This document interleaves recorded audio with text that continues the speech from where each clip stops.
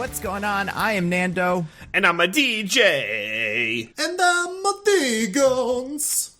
And this is Mostly Nitpicking, a podcast where every week we pick apart a piece of pop culture by looking exclusively at the details. Woohoo! Woohoo! This week, as in tradition of last week, where we did an old movie because the new movie's coming out, we did that again. Another old movie because the new movie's coming out. We got Super Mario Brothers from 1993. Yeah, Everyone's hell of a favorite. movie. I mean, listen, I think it's definitely probably more people's favorite than the one we did last week. But I would say by a very slim margin. But before we get to that, guys, a little bit of teeny tiny bit of news. Actually, two newses. One, I'm going to put in the general chat. It is just a link to a poster for a movie that is coming out that is particularly bad. Not the movie, the poster. Ever so often, we as a generation are treated to a poster where something's wrong, where the face is wrong somehow. And this time is no different. Is it Well, like the problem- names are flipped? The problem No. that you're pinpointing here, Nando, is that you're not realizing is that the Super Mario movie characters are animated, so they're not supposed to look like photorealistic humans. So that's why you think this poster looks bad, is because you're expecting them to look like real people, but really they're Mario and his brother Luigi and all of our friends from the Mushroom Kingdom. Who would be better? Adam Sandler? I think Adam Sandler would be a better Mario. Especially this movie. He's got Mario energy. But no, Well, just like... for this movie, no one would be better than Bob Hoskins, except That's maybe true. Great maybe Danny DeVito. Maybe. Yeah, that would have been interesting. But yeah, no, I think it's weird. Her face looks weird in the poster, right? There's something wrong with it. I think unless there's a twist that's not Jennifer Aniston, but someone wearing Jennifer Aniston's face. It does kind of look like they did a little too much photoshopping, and it doesn't quite look like her anymore. Yeah, it's really strange. This is for the poster for the movie, by the way, Murder Mystery 2, which is probably going to be fine because that's what the first one was. It comes out at the end of the month, but I just saw this right before I started, and I was like, oh yeah, that was weird. But the big news, you guys, it's not that big, but it's kind of big. In classic Star Wars fashion, they canceled some of the Star Wars movies. I don't know if you guys saw this. Yay! I didn't know they were still making any. I mean, at this point, there's one that's getting made by the Spider-Man guy, I believe, called Skeleton Crew with Jude Law. No one knows what that is. And then there's a Taika Waititi movie that it seems might exist, but no one, that one I think is more plausible than these other two that just got canceled, which are the Kathleen Kennedy-led Rogue Squadron movie and some sort of Kevin Feige-produced one, although... who knows what that even would be? Maybe that would be the Taika one. I don't know. But yeah. So, were we supposed to get a Star Wars from the Game of Thrones guys at one point? Mm-hmm. Okay. Oh, yeah. I mean, they've been fired. They were fired a while ago. Yeah, they were supposed to do... one? They rushed the end of Game of Thrones so that they could do their Star Wars, and then the end of Game of Thrones came out, and the Star Wars people were like, Yeah. Pass. The other one's Rian Johnson. Was given a Star Wars trilogy or something. And it's unclear, but seems like he's probably not doing that. Which, listen, fine. He's got better things, more important things to do. Than, He does? I mean, put more Poker Face. That's all I want. Season finale of Poker Face, baby. Yeah. Is that... Wait, no, tomorrow. Okay, yeah. I was like, is that tonight? Tomorrow. Yeah. But yeah, and then sometimes they fire the director while they're making the movie, like they did with Solo and Rogue One and Star Wars 9. So... even these directors, Taika Waititi or whoever, that are in the movie could very well not be. He's a weird one, I guess, though, because he is going to be a character in the movie probably, too. So do you fire him and then also replace his character with, like, Jon Favreau or whoever they get to replace him halfway through the production? I don't know. Jon Favreau also acts. Yeah. That's true. He's already 2 Star Wars characters, but I'm sure he could be 2 or 3 more. So no one even knows he's those 2. He's the dude in Solo, the little alien man who's alive for 5 minutes. That's right. Who else is he? DJ, do you know? I don't know. He's that guy in Mandalorian with the blue armor and the big giant gun, who is like kind of hangs out with the armor. He's I guess the second most important unnamed like Mandalorian besides the armorer. He fought Din in the or not Din. What is his name? Din Djarin. That's his name. Din Djarin, yeah. Yeah, he fought Din Djarin in the Boba Fett secret like hidden episode that they want to hide from Mandalorian viewers. But yeah, he's so he's got 2, but he could play a guy with a face next time. So than that. That's I mean, true. It's not like Taika Waititi isn't already a different guy in this universe anyway. He's the IG robot. So whatever. Also true. Star Wars is 8 actors cycling through different costumes and accents and hats and stuff. Yeah, I mean, really, we can't be satisfied until Jon Favreau's face is canon in the world of Star Wars. Oh, that's true. And then, once it's canon in the world of Star Wars, we can take pictures of it and then put them over other actors later and make him in every movie. He can be Darth Vader now if he wants. Anyone can be Darth Vader, as long as we can have perpetual rights to their likeness for the rest of time. Yeah, as long as it looks better than that mystery vacation poster I just showed you guys, then that's probably the bar, I would say. Murder mystery, that's what it's called. But yeah. I get it. It says do or die on it, and it's Murder Mystery 2, do being the French word for two. Right, but like, what an obscure, like, do. Like, who... Honestly, Dude. I'm surprised they even put a tagline on it. It's another one, you know? 2 stars, Netflix, Yeah. What are you going to do this Friday night? You got plans? No. Murder mystery or whatever. But no, they tried so hard, and that's great. I mean, it's not great. It might be fine. I mean, will it be worse than any other Netflix original movie? Probably not. Yeah, honestly, I'm trying to think. I feel like there was something cool that I saw a trailer for. It might have been, nope, not Netflix. It was Schmigadoon season 2. So yeah, I don't know. I don't think Netflix probably has 1 or 2 good things that'll keep it afloat for another 4 or 5 years, and then after that, who knows? Speaking of floating, you guys, this character can float. Sometimes he can swim. Not what he's known for. Tanuki suit. That's That's somehow true. He floats through the air. Yep. somehow didn't make it into this movie. Somehow. No. Unfortunately, we don't get treated to the sight of Bob Hoskins in a full body raccoon suit. Yeah, even though there are easily moments where it would make sense. There's at least one where I'm like, oh, is he going to get in? Is there going to be some sort of little tail he grabs or something? Nothing. Absolutely nothing. Yeah, shame for us, honestly. It's our loss at the end of the day. Yeah, This is why you don't plan to put stuff in the sequel. Put it all in movie 1 and expect you're not going to get a sequel, because that's what happened. Expect that your movie's going to be a colossal bomb that ruins the careers of nearly everyone involved and, sets back the process of making a movie like this by 2 decades. Yeah. Is this another one of those movies where this is the villain's final movie? I know Raul Julia's Street Fighter's his last movie, but... No, Dennis Hopper lived for another. Dennis Hopper lived for a while. Okay, yeah, because it's a weird one. This one, I know what I was looking up. Was suggested to us. Yes. As part of a thing. Really. Yeah. I mean, I treat them all as suggestions, so I don't have to do Johnny Stuckey, But We're still doing it, damn it. I don't know when, but we're doing it. We talk about it enough, and the listeners will make us do it. I don't know why I almost always call them viewers. I know that they're not looking at us. some people watch it on YouTube. I don't know. Maybe Also- eventually we can use AI and pictures of us to make it look like we're there and talking about Vaporeon with, Ratatouille and shit, all that stuff. I feel like our conversations would be very easy to simulate. The random nonsense of an AI generator isn't that far off from what we're saying anyway. That's true. We would have to have them say things that a president would say. We would give president speeches instead. That's what would be funny if we were saying something that was coherent and made sense. Yeah. But yeah, so I got an Instagram post today or message from David, who just let us know that he is the listener who requested Super Mario Brothers 1993. Really looking forward to the episode next week. I asked if they have anything they want us to mention, and they said no. So just hope it's a great pod. So thank you, David. Well, I'm sorry to disappoint you, David. Yeah, sorry, man. Yeah, there's usually sometimes there's an inverse relationship between the greatness of the movie and the greatness of the pod. We'll see. This could be one of those. We don't know. But you guys, Super Mario Brothers 1993, because the new one with Chris Pratt is happening soon. Wahoo! April, Coming right? up. Yeah, pretty soon. I'm excited. Yeah, how excited would you say you are on a scale from 1 to 10? Like a solid 7. I think I'm going to have fun with this one. Like, it looks like it'll be a good time. It might be great. Really? Yeah, Really? I mean, I don't know. Everything I've seen so far from this movie has at least suggested that it'll be something. Like, Yes, I think it will be something. I don't think it will be terrible. I don't think it can. Yeah, I feel like Illumination has a baseline of the movie will be competent enough. I feel like this happened with the Grinch movie where it was it was very fine, and their floor is a mediocre movie.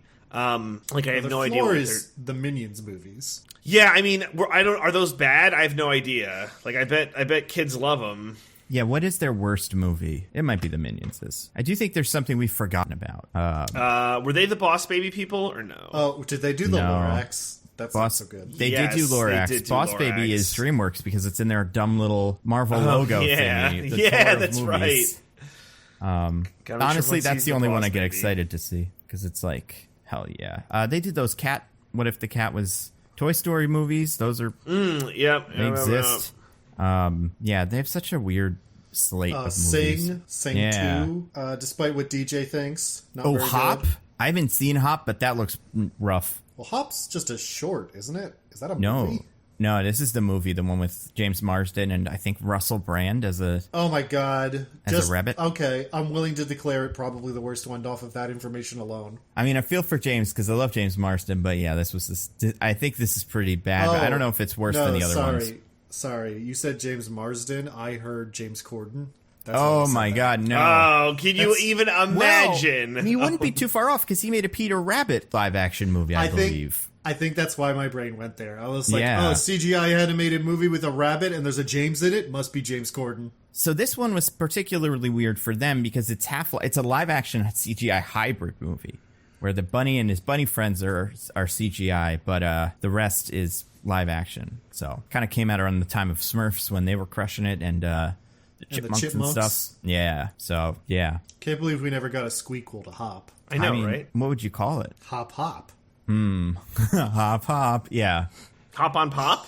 Oh, Illumination could do that. They They can make could a do movie that. for Hop on Pop. Well, they can't because it's too woke now. But they could have before Dr. Seuss went woke. Wait, which Yeah. one is that? Yeah. He did go woke the other day. Yeah. Yeah, that dead man did go woke the other day. Mm-hmm. Also, we already seen what they do with a couple of Dr. Seuss properties, and I don't know, man. Yeah. Honestly, I think I liked their Horton Hears a Who. I don't remember. I remember not never hating it saw at that. least. I don't think that's them. I think Oh, that's is that not them? DreamWorks. Okay. Yeah, that one's okay. Wait, so Illumination doesn't own all of the... Yeah, that doesn't make sense. What, they only own some of Dr. Seuss? How is the Boss Baby and Horton Hears a Who not in the same like little opening crawl together? Yeah, 'Cause they you're should right. be in the opening sequence. It is I one don't- of those. Oh, no, sorry. It was by Blue Sky Studios. Oh yeah, that's right. Horton Hears a Who. Blue Sky. I don't think that the Seuss estate like sells the rights in perpetuity or like entirely. I think they just license individual movies, and that's That why makes different sense. studios have made them.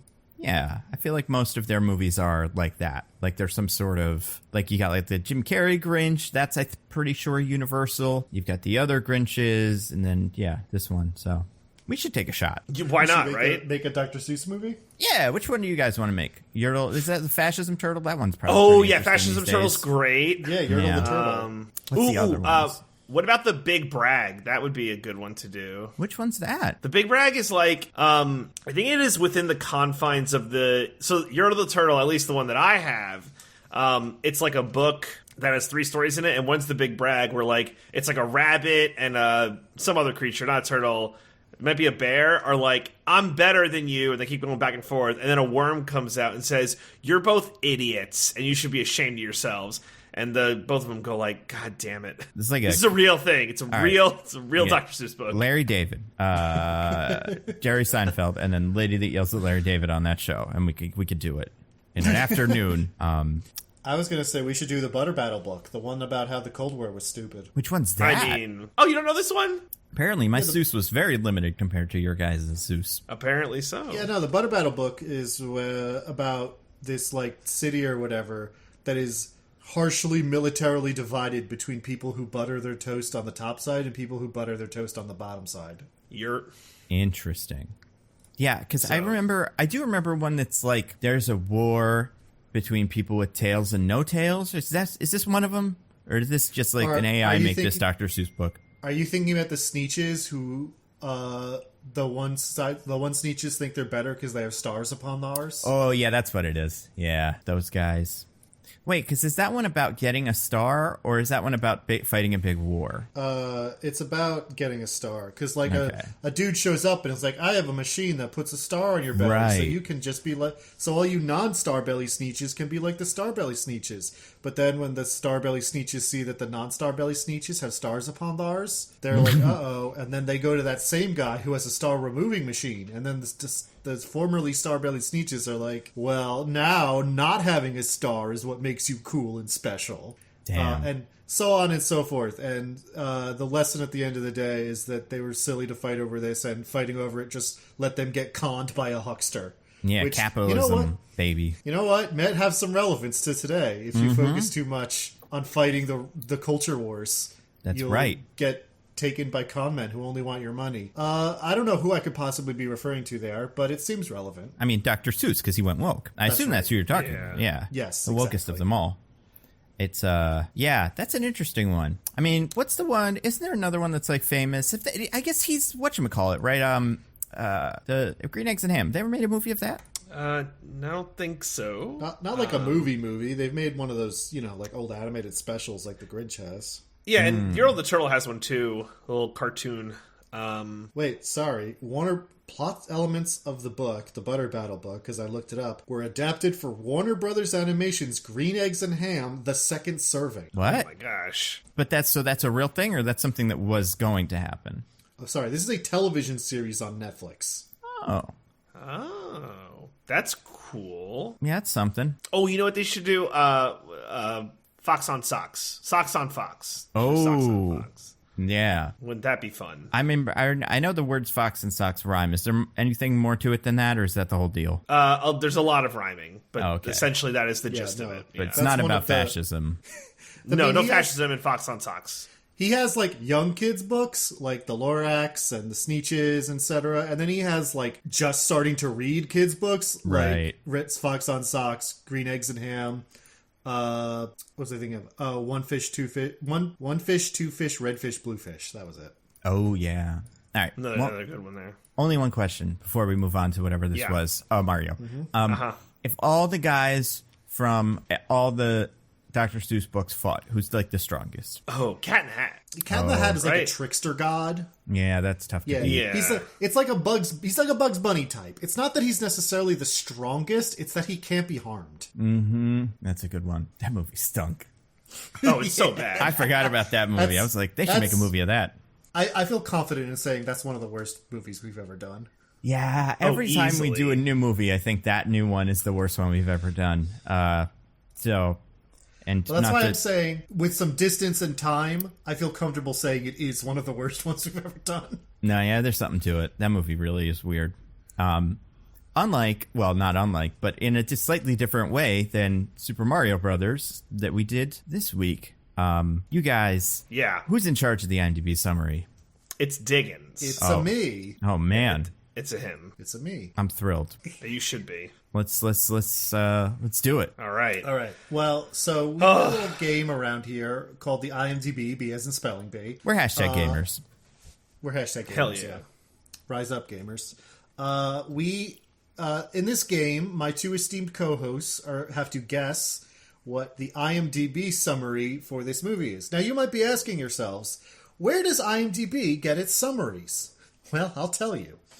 At the beginning of the Earth, millions upon millions of years ago, there was a primordial slime from which all living things arose.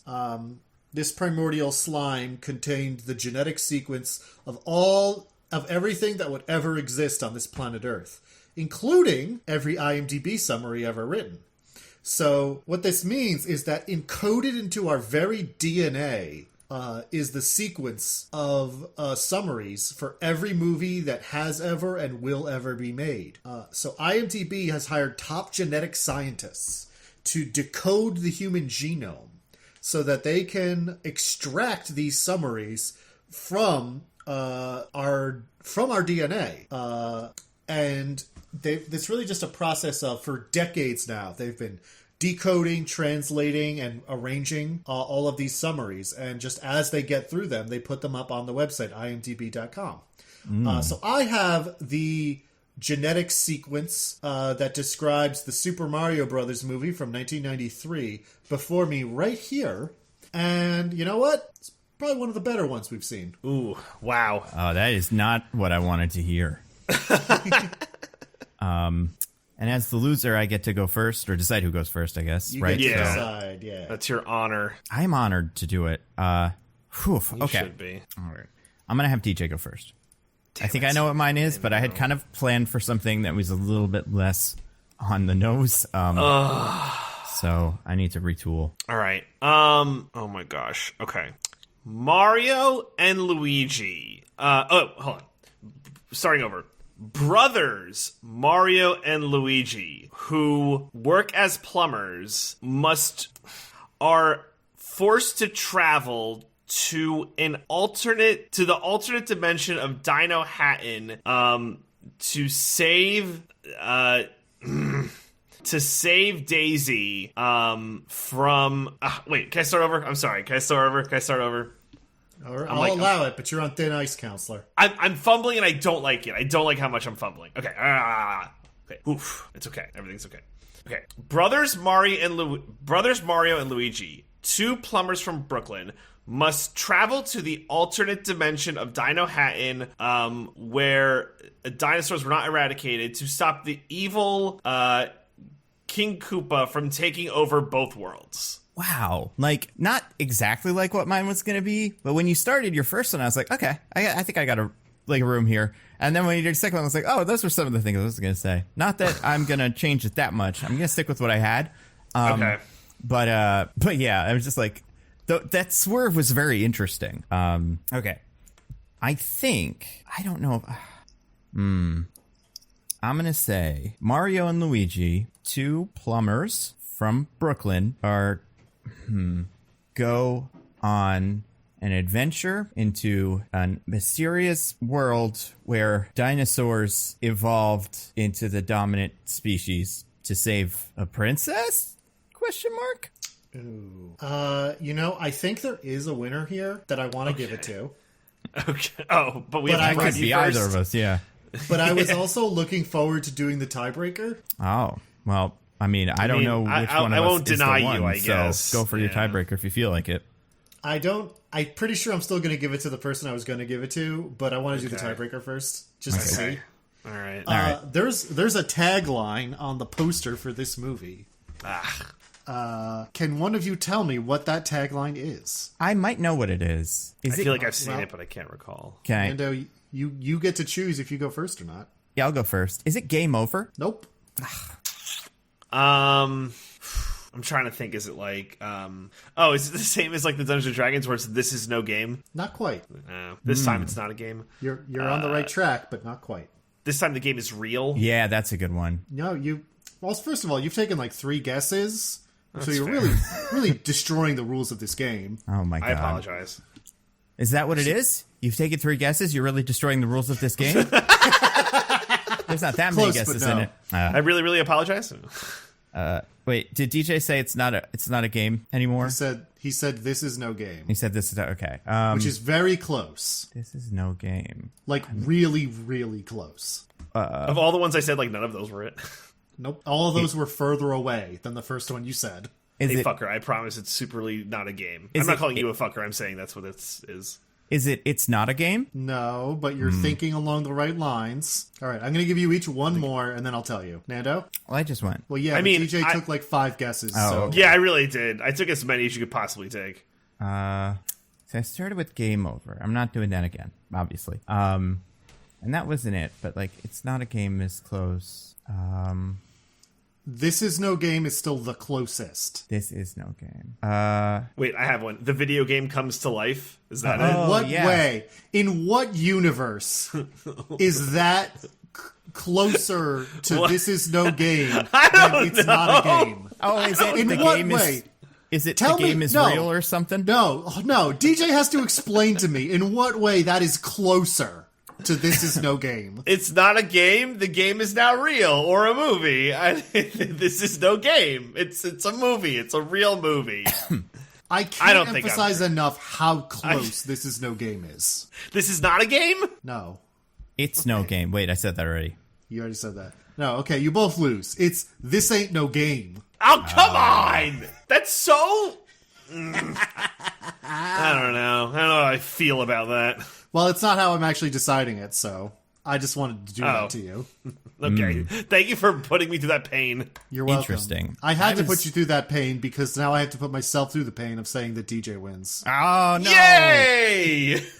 I was really hoping you would do trivia, because I do know one trivia about this movie. And what's the one trivia you know? It's why Bob Hoskins did this movie, or like what the story behind that was. Well, I kind of thought this would come up like the Jeremy Irons thing. It's for money. He did it for money. Well, he did do it for money. He did it for money, but the story is he did it so he could buy his kids shoes. And his kids said, we don't need shoes that bad. Nope, what? incorrect.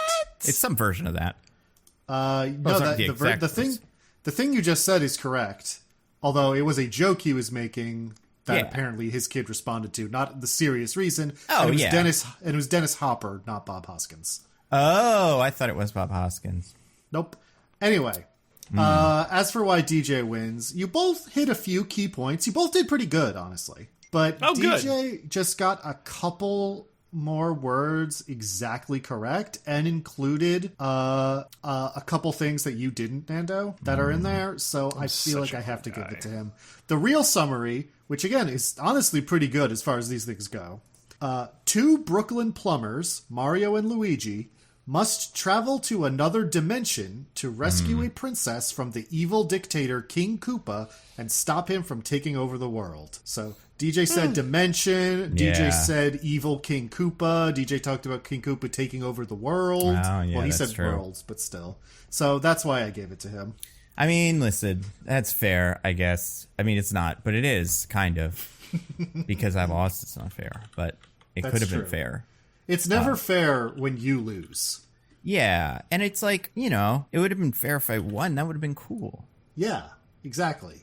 That's how it works.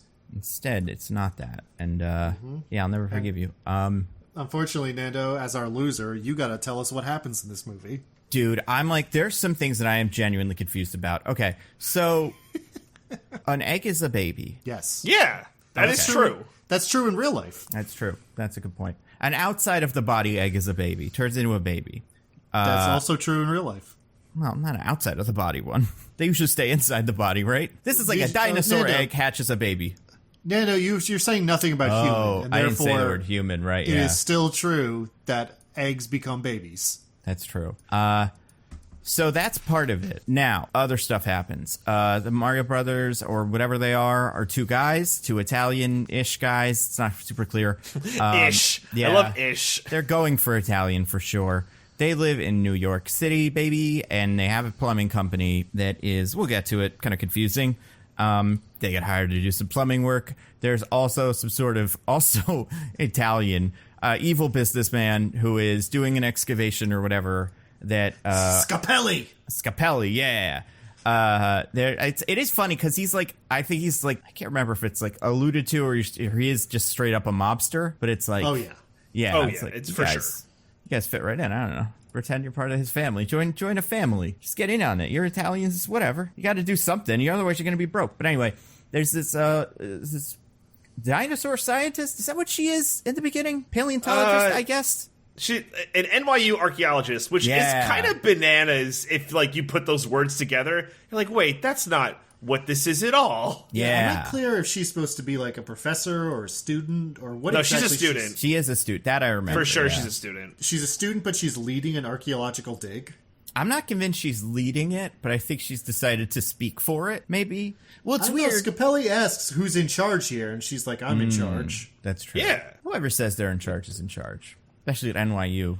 Everything's, you can get a degree in But she's also anything only there. 20, so how could she be a 20-year-old teacher? Yeah. Again, NYU, you know, things crazy yeah. place over there. You know, In 1993, my God. even in 1993, they were going crazy with wokeness over at NYU. Exactly. And they went broke, as we know. So they're looking for dinosaur bones, and these mobsters are like, no. And there's no other step. They're just like, we're gonna just take this whole area and ruin it. Luigi is nice to her very briefly, and they fall in love. That's way too quick, but whatever, it happens. At the same time, there's some I don't even know what to call it. They really are human cartoon characters that are following them around that are like guys. And we will learn that they are, I don't know if this is canon, but Bowser's children? There is cousins in the movie. Cousins, right, yeah. And they, because they know that Daisy is with these guys, they trick Mario and Luigi into going to do plumbing stuff so they can steal her, right? Is that what? No, it's Scapelli who, Scapelli's goons sabotage the plumbing at the dig to try to force the dig to close because they want to do construction on it. Now, one thing I gotta say about Scapelli in this movie is that at no point is it implied that he will never get to build this because of this dig. They're very much saying, like, hey, we gotta finish this dig and then you can build it. And that's just unacceptable to him to have to wait. Yeah. It's also like, dinosaur bones are pretty valuable, dude. I feel like you could maybe take over it, but don't build, like, whatever you were gonna build there. Find the dinosaur bones. Yeah. But anyway, this happens to be, well, not happens to be, because the whole reason they're doing the dig is because of the meteorite. Right, but right. Oh, I didn't talk about the meteorite. There's a meteorite, and it makes 2 dimensions. Dino dimension and humano dimension. Yeah. It's the dinosaur, it's the meteor that killed the dinosaurs. When it hit the planet, it created 2 dimensions. How? Shut up. Yeah, Albert flipped a coin, and we have 1 dimension that's the human dimension, and 1 that's the monkey dimension. And, so... With the human dimension and the monkey dimension? Oh, sorry. Well, I mean, you know. We're the monkey dimension. We are monkey. Yeah, we're monkeys in some way, you know. And then also, dinosaurs can be human, as we learned from this movie, or whatever they are. Sometimes they're puppies. It's confusing. So everybody goes through the portal or whatever for all these reasons. Because, yeah, the cousins are there, I guess, just tailing them to get her. Or are they already there? Man. The cousins are already there, I think. So it's a coincidence? Because they had just kidnapped Mario's girlfriend, Daniela. Oh, so they brought her back. About that. Yes, they brought her back to the dimension and then found out that she wasn't the princess. So they're leaving the portal, which is right here in the dig site, when they see Daisy and are like, because they seem to think every human female is possibly the princess. They're just like, well, might as well try this one. And it just happens to be that they're correct this time. That's right. That's right. And like at this point in the movie, it is unclear to Daisy that she is a dinosaur lady or whatever she is. I'm not quite sure what the deal is with them. Because, like, I have to imagine the nuns never told her she came out of an egg. But, like, even if they did, I'd be like, well, I think there was just a baby in that egg because I'm not a dinosaur person. Like, there's dinosaur people kind of in this universe, and they have, like, I don't know. There's some of them that seem more dinosaur-y than others, and she seems not dinosaur-y at all. Like, even her dad, barely dinosaur-y when we eventually see him. So but it's also, like, what makes somebody a dinosaur? If they are, like, just some kind of genetic divergence that happens to look like humans, but have a completely different ancestry and, like, genetic makeup, then you'd think that would have come up in some kind of medical test in the past 20 years. That's true, yeah. But also, well, I mean, you know, she doesn't believe in she didn't get the shot. She's not about to let them ruin her DNA. Very smart.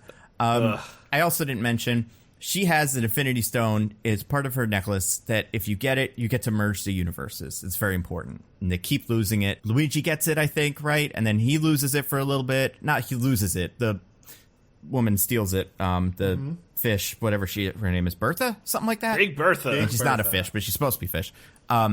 Yeah. So they go to this place, Dino Hatton. And it is just like Manhattan. Honestly, more like it than in the 90s. It's very similar. Except some things are different. But again, not as many things as you would expect.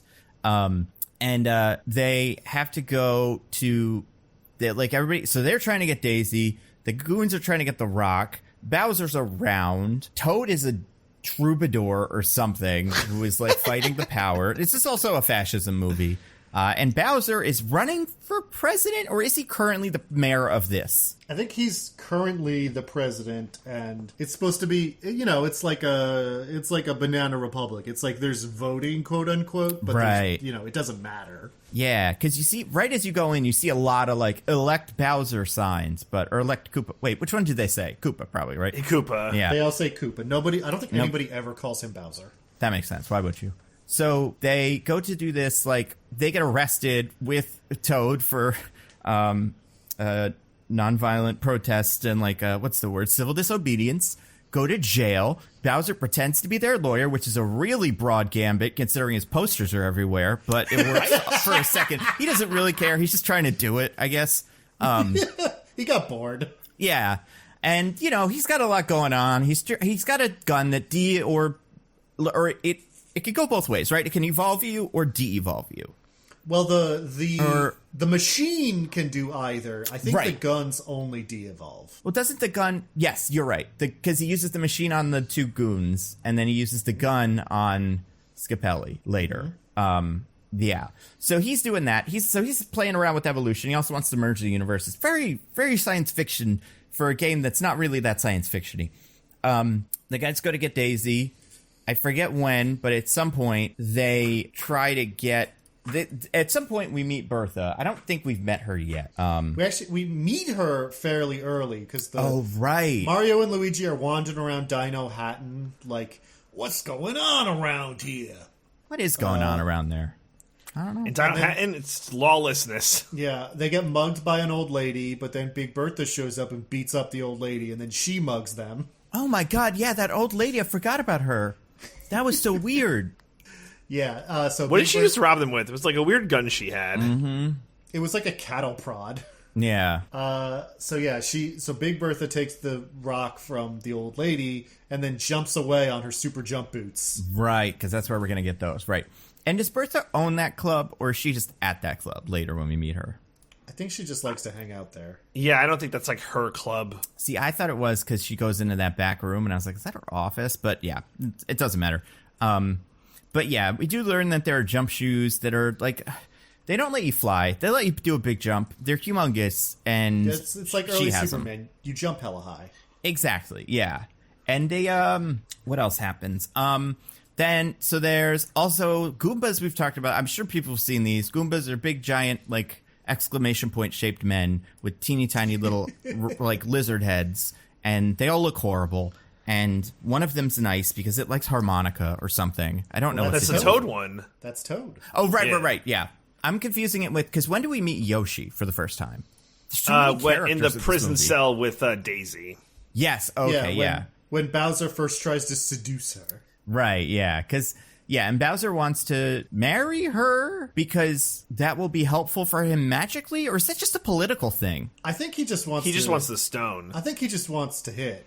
I think he does too. Like, and maybe, yeah, part of me, when I saw this, I kind of read it as like a Game of Thrones kind of thing. Like, it would be good if you were my wife, because then I could just do whatever I want. But I think he needs her to put the stone in the meteorite, because for some reason, only the royal family can do that. That's right. But he's creepy about it just because he wants to hit. Yeah. Oh, God, and I didn't even talk about the other one.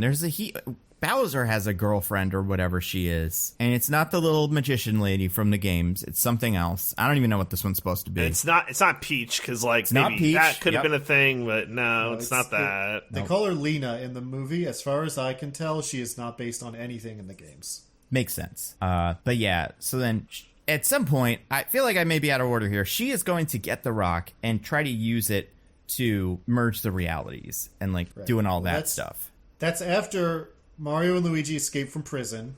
Right. And they steal a cop car and then end up in the... God, I forgot about the cop car thing. They end up in the desert. Cop plows. There's cop cars and cop plows. Yep. They end up in the desert. The Koopa cousins get made super intelligent, and they're sent out to go catch Mario and Luigi, but they actually end up teaming up instead. Yeah. And they go to the nightclub to get the stone back. Right. And... yeah, we'll get into what Mario does at the nightclub, because it's quite fun. They end up using the jumpy boots, and yeah. So then there's a big fight between everybody all at once. The end all just happens at once, where like Koopa's doing his thing with his gun, evolving the guy down into monkey, and then at the same time, Mario and them are trying to close the portal or whatever, and it ends with this big fight where Mario blows up Bowser, or Koopa, but also turns him into a big T-Rex or something, because he de-evolves him, I guess, to that point. They get the Devolve Ray, and it's actually an insane-ass final fight, because they Devolve Ray him into, like, oh, he's Bowser, the dinosaur that we, like, remember from the games, you know, going by the, like, curve that this crazy movie has. To be clear, he doesn't look anything like Bowser. Right, that's what I'm saying. But he's a big T-Rex. Right, insofar as the Goombas don't like Goombas, right? Like the whole movie is like a fever dream. But then they just de-evolve them into goo. Yes, okay. Because that's where we got to. We just got to goo. Ooze. Well, because they also, like, there's a big explosion. He, like, falls into a vat of something at one point. Or I couldn't remember. I couldn't figure out what was going on there. I think it's just like gravel, I think. It's just a construction thing. Yeah. And then Daisy...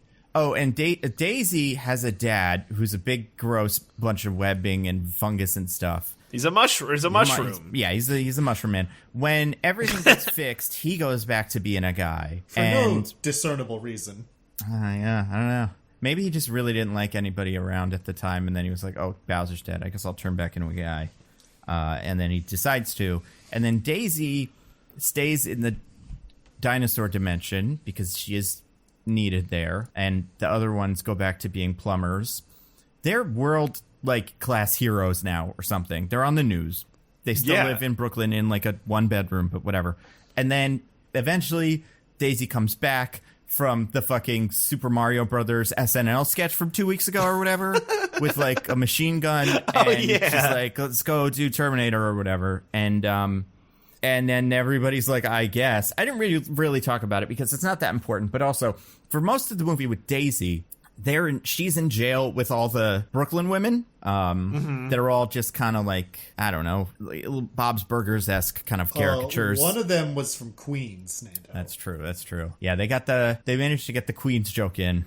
What was it, 11 years after Coming to America or something like that? But hey, man, can't hate that joke. And then... yeah, I feel like I kind of got all the characters. Yoshi doesn't really matter. Toad doesn't really matter until he's the guy, and then he's important. He's the one. The goons become good, and I believe... I don't know if you guys saw this. I was going to save this for the wheel. Did you see the post-credit scene? Yeah. Oh, wait, what? Okay, so at the end of the movie, the goons, now living in our world with super intelligence, pitch the Super Mario Brothers game to... I assume, Miyamoto or something. Not really, but like someone that's a stand-in for him. But they call it whatever their names are, Izzy and Spike Brothers, cousins or whatever they are. But yeah, so they're still around too. Bowser is Goo. Yeah, that's pretty much everybody. That's what happens. It's so complicated for a movie that's about Super Mario Brothers. Like, this is probably more complicated plot-wise in terms of, like, these guys go here and get this and meet these guys than, like, the Assassin's Creed movie was. I don't know how they made this, but, well, I know how, and that we'll get to it. But, because, yeah, I'd forgotten about the other thing that's really weird about this movie, which I'm sure, Diggins, you came upon if you did your usual research. But, yeah, so... DJ as the winner, some would say. I mean, listen, it's winner. We'll say winner for now. Nah, put in quotes. Yeah, exactly. Listen, no matter what emails might come out later where Nando says that, of course, DJ won, and there's really no basis to question the results, you should believe what he's saying now, which is that the whole thing was stolen from him. I have 40,000 hours of video that says that DJ was not the winner, but I will only show it over time. And also, I won't really show too much of it. Even though Nando's showing me, saying nice things about me now, in the future, he might call me a piece of shit.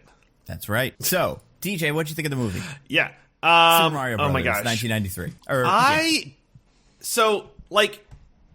I think I first experienced this movie in high school. So similar to D&D when I first saw it. I was a boy. I was a mere boy, not just a man. And, I think at the time I'm like, this is, funny and goofy and weird. And, it's interesting that a lot of this stuff exists and is like this. And, I think now that I'm older, I somehow appreciate it more. Because this movie is bananas. It's wild how much just, the movie doesn't care about, writing inconsistencies or just scenes happening. Like the best example would be, how the dad just is a dad at the end and no longer a mushroom, or why it was a mushroom in the first place. All of this wild shit that just makes its way into the movie that is so nonsensical, but the movie's shut the fuck up about it. And I'm like, I weirdly appreciate the movie's lack of giving a fuck. And just how, Ned, you used the word fun. It is kind of fun. like Bob Hoskins and John Leguizamo is like a really weird pairing, but it's like weirdly good. And like this isn't a good movie. It's a pretty bad movie, but it's fun. And sometimes you just see like a fun dumb movie that's like not at all based on the Super Mario Brothers game, by the way. Like in no way is this game actually based on like the Super Mario Brothers. But they say it is, so good for them. And yeah, I just appreciate its silliness and think that it's a fun movie that's very weird. A lot of like I feel like memes come out of it, like the Goomba shit, and there's like a lot of that where it's like, man, like I can't believe this actually happened in real life. So yeah, I think it's a fun, weird little movie, and I enjoy it for what it is, even though it's objectively bad, but I think it'll be fun to talk about. Nando, what did you think of this movie? So I used this movie last week as the example for like what the Dungeons and Dragons movie could have been if things had gone right, and I was wrong. This movie also stinks. It's bad and confusing, and it's not good. It's like they couldn't get the rights to some of the Super Mario Brothers words, and they just tried to make the movie anyway. I don't know how this movie like exists, and it's not boring though. I'll give it that. There's a lot happening in the Dungeons and Dragons movie. I think it was, which is it just was really boring. My problem with it is not that like the things that are happening are like bad, but it is just like, it's just like, I think if it wasn't a movie about Super Mario Brothers, obviously I'd be like, this is awful. Like I'd be like, this is the weirdest movie I've ever seen. You can never pitch this movie to me. On the other side, if this was like, so it doesn't work as not a Super Mario Brothers movie, and it definitely doesn't work as a Super Mario Brothers movie. So I'm just not sure what it is. Like, that being said, yeah, it's okay. It's not the worst movie I've ever seen. It's like definitely more interesting than Dungeons and Dragons, and that is mostly because the actors have more charisma. But man, it is skating by on like on real thin ice there, because it gets quite it's one of the weirdest movies. Yeah, I think honestly I remembered this movie being better than it was, or like more fun, but it could be worse. Diggins, what about you? So I don't know how much, Nando, you were planning on talking about the behind the scenes chaos about this movie. I'm sure it'll come up as it happens, but you could get into it because that is very important to understand what happened, like what this is. DJ, you know this, right? I actually don't think I do know what this is. I'm pretty sure when we did our last podcast, this came up. This is where I know it from. Okay. But not that, you know. So this is... It's a fairly long and complicated story because there's a lot of things that went wrong making this movie, but the short version is essentially Nintendo didn't care that much about how the movie turned out because they just assumed that the Mario brand was super strong and they would be able to survive just about anything, so they wanted to see what the reach of a movie would turn out like, which, I mean, in fairness to them, turned out to be correct. The Mario brand is just fine. Yeah. But so they let the producers of the studio do whatever they wanted. The unfortunate thing about that plan was that what the studio and producers wanted, they didn't know. They had no idea. They went through like 7 different scripts before like settling on one to even start with. Like traditional animated one. There was one that got written by the guy who wrote Rain Man that was basically Rain Man with Mario characters. Let's go. Honestly, like I'm kind of into it. Like that is a pitch. You can actually you can read a lot of these scripts on the Super Mario Brothers archive website, which has painstakingly saved a lot of documentation and behind the scenes stuff about this movie. That's cool. I like Good. that. But yeah, so they went through a whole different cycle of like different scripts that were all like vaguely in the shape of what Mario is. They tried to be fantasy. And, like, they had the basic, like, going to another world plot, which, to be fair to them, was part of the Mario lore at the time. That's why the Super Mario Brothers Super Show is like that and everything. But then they decided, what if we went in a more, like, sci-fi direction? So they contacted the people behind Max Headroom and were like, can you write us a script? And they were like, I mean, sure. And they ended up being the directors of the movie also. Yep. So they completely rewrote the script to be a sci-fi cyberpunk dystopia because that's what they wanted to do. And they weren't particularly interested in Mario. And then the studio saw that and rewrote the script without telling them again. So they showed up to shooting the first day. The studio gave them the script, like, this is what you're doing. And this process continued throughout filming. There were constant rewrites to the point where all the actors recall having an absolutely miserable time on set that they hated. Yep. Famously, Dennis Hopper once on set went on like a 2-hour rant screaming at the directors about how they were the most unprofessional people he'd ever met. Because it had become so frustrating to work with them. Yep. A lot of people got hurt. A lot of the stunts weren't done very safely. It was a complete disaster behind the scenes. It was either Leguizamo or Hoskins. One of them was like, I was drunk for most of it. Oh, I both remember of them. some. Oh, okay. It was, well, yeah. God damn. I also think, I'm not positive about this because since you didn't bring it up, I'm like, oh, did I mess that up? I want to say the directors were a husband and wife who got divorced during the movie or something like that. I don't know if they got divorced during the movie. They were a husband and a wife, and they are divorced now. I don't know the timing on that. I believe that was part of the story. At least maybe they didn't fully get divorced, but that like they were constantly fighting with each other about the movie, which, you know, adding to all the stuff that you said about the studio and everybody being, you know, way too micromanagey, like different actors wouldn't know who to get direction from because they, you know, mom and dad are telling them something different. It's insane that this movie even exists. That's wild. Yes. Yeah. So, with all of that in mind, all that absolute chaos behind the scenes, it's amazing this movie's as good as it is. That's true. Right? Yeah. Which is to say, I kind of agree with DJ. Watching this now, I was like, you know what? This movie could be a lot worse. This movie's kind of fun. That's fair. Particularly, I think the first half is actually pretty good. Now, that's mostly because the first half really coasts on the charisma of all its actors. Mm-hmm. The first half of this movie is basically a hangout movie. First in Brooklyn with Mario and Luigi and their girlfriends. And the Koopas are also pretty... I like their dialogue. They're very, like, snappy, almost like old-time Hollywood kind of rapid-fire dialogue sort of thing going on, which I found funny. I actually liked that. And then we got the hangout movie in Dino Hatton, where Mario and Luigi are like, what's going on in this crazy world? And they get bugged by old ladies and arrested by cops for being plumbers, etc. Which, I don't know if it's a crime now, but it should be, honestly, now that I think about it. Plumbers should be given the death penalty. Should be arrested on site, put in jail, given Dennis Hopper as your lawyer secretly. Mm-hmm. It's the only just way to do this. And I think all of that is pretty fun. I do think the second half of the movie, when they get more into the plot and like things have to start happening, it does get really bogged down and confusing because they clearly like cut out a bunch of stuff and stuff was getting rewritten constantly. So there's only like a vague outline of anything that's supposed to be happening at any given point, and it just sort of breaks down when it gets like that. But I think that first half is legitimately pretty good, and the second half is at least a fun disaster instead of a complete like unwatchable mess. Mm-hmm. So considering all the trials and tribulations behind making it, I have to say, this movie's way better than it has any right to be. That is fair. It may be one of the most, from what I understand, like chaotic movie shoots in history. And they've all written books, or at least Bob Hoskins wrote about it in his book. And everybody talks about it, which is great, because like I'm sure there's other shoots that were also disasters, but the studios were better at holding it in. Well, the thing about this movie is it was so bad that everyone's willing to disown it. So no one cares if you trash talk it because nobody takes responsibility. That's true. Oh, yeah, this movie's weird as hell. But I would argue fun. Weird as hell, but fun. Yeah, it is weird as hell.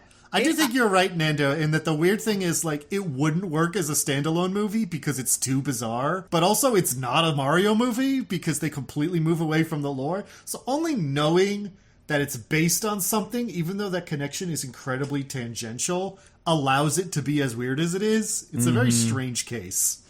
Yeah, it really is. And I guess I do agree with what you guys are saying in that it is, like, this is what this... Imagine if the main guy from Dungeons and Dragons was John Leguizamo instead. Like, that's like a movie, you know? Right. I could see it. Whereas instead it was Snails was Bob Hoskins. Oh my god, if only, yeah. That was like... Yeah. Because these are both movies where some... prestige actors hamming it up for most of the movie and having a ball. And that's great. Still love that. I gotta say, though, didn't love Dennis Hopper. No, yeah, that's fair. There were some things I liked about him. I didn't like him as much as Jeremy Irons for sure, but I don't remember what it was. The pizza bit I liked, or like there was one bit where he like, I forget what it was, like interrupt somebody. I don't know. I thought it was pretty funny, but yeah. And it's those guys. Is there any other famous people in it? It's really just them. Wow, harsh burn on Samantha Mathis. So who is that? I didn't look this up, so I don't want to get IMDb'd. Who does play Daisy? Like, is she famous for stuff? Her name is Samantha Mathis. She has done other stuff, but I wouldn't say she's a star on the level of John Leguizamo or Bob Hoskins. Yeah. She was in American Psycho. She was in the 2004 Punisher movie. She has a recurring role on Billions. Hey, there you go. She does stuff. And now that I'm looking at it, sorry. But she's not super famous, is what I was going to say. Yeah. One of the guys is one of the Koopas, I believe. I'm looking at this. If I'm looking at this correctly, is played by an actor named Fisher Stevens, who is, I believe, and DJ, if only you had caught up in the whole day it's been since we talked, a big player on Succession. So he is. I don't remember what this guy's job is, but he's some sort of legal aid or something like that. On top of that, you have the guy from the Ferris Bueller Garage is the other one of them. That's the only thing I can find on his IMDb. But then Fiona Shaw, who plays, what was her name, Lily or something? Lena, yeah, she's pretty. Like she's Marva from Andor. Like, she's been around for a while, and yeah, she was in the Harry Potters, and yeah. So there's some people in here. There were some stars hiding in the movie. The only other one I want to check on real quick is Gianni Russo, who plays Scapelli. I feel like that could be. Scapelli. Oh yeah, he's from The Godfather. I want to say he's like not the bad gangster, but like the one who they kill. I could be wrong about that, but sorry, I'm looking it up. Carlo Rizzi, is that the one that? Yeah, it's the one that Vito shoots. They all look the same. Pictures don't help. Oh, he's the guy who marries Michael's sister. Oh, yeah, and beats her up. Yeah. Yeah. Okay, so yeah, that's a that feels right for this guy. Like just one of those. Just got one random Godfather guy to play their mobster. Yeah, and I do have a wheel, you guys. A what? I'm gonna say a whole wheel. Yeah, I was gonna say much like the characters in this movie, but like I guess the cars have wheels. Not a whole lot of wheels. The truck certainly has wheels. Their plumbing truck. So yeah, I want to spin the wheel. Got a lot of things on the wheel. I'm gonna get through some very quickly. Because first up, I just want to hit this one.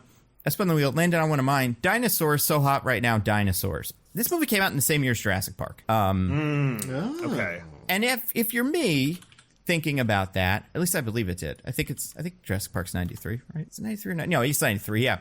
So if you're me and you see this movie out, you're like, oh, somebody saw Jurassic Park and was like, quick, let's get a dinosaur movie out. Because there's no reason any of these guys are dinosaurs. Like, they're, turtles mostly. You could kind of describe Yoshi as a dinosaur, but like they really wove the dinosaur part into this movie. Now, you'd think that, Nando. Yeah. But actually, the inclusion of it all being a dinosaur world is because of Dinosaur Island or Dinosaur Land, gets called either one, in Super Mario World.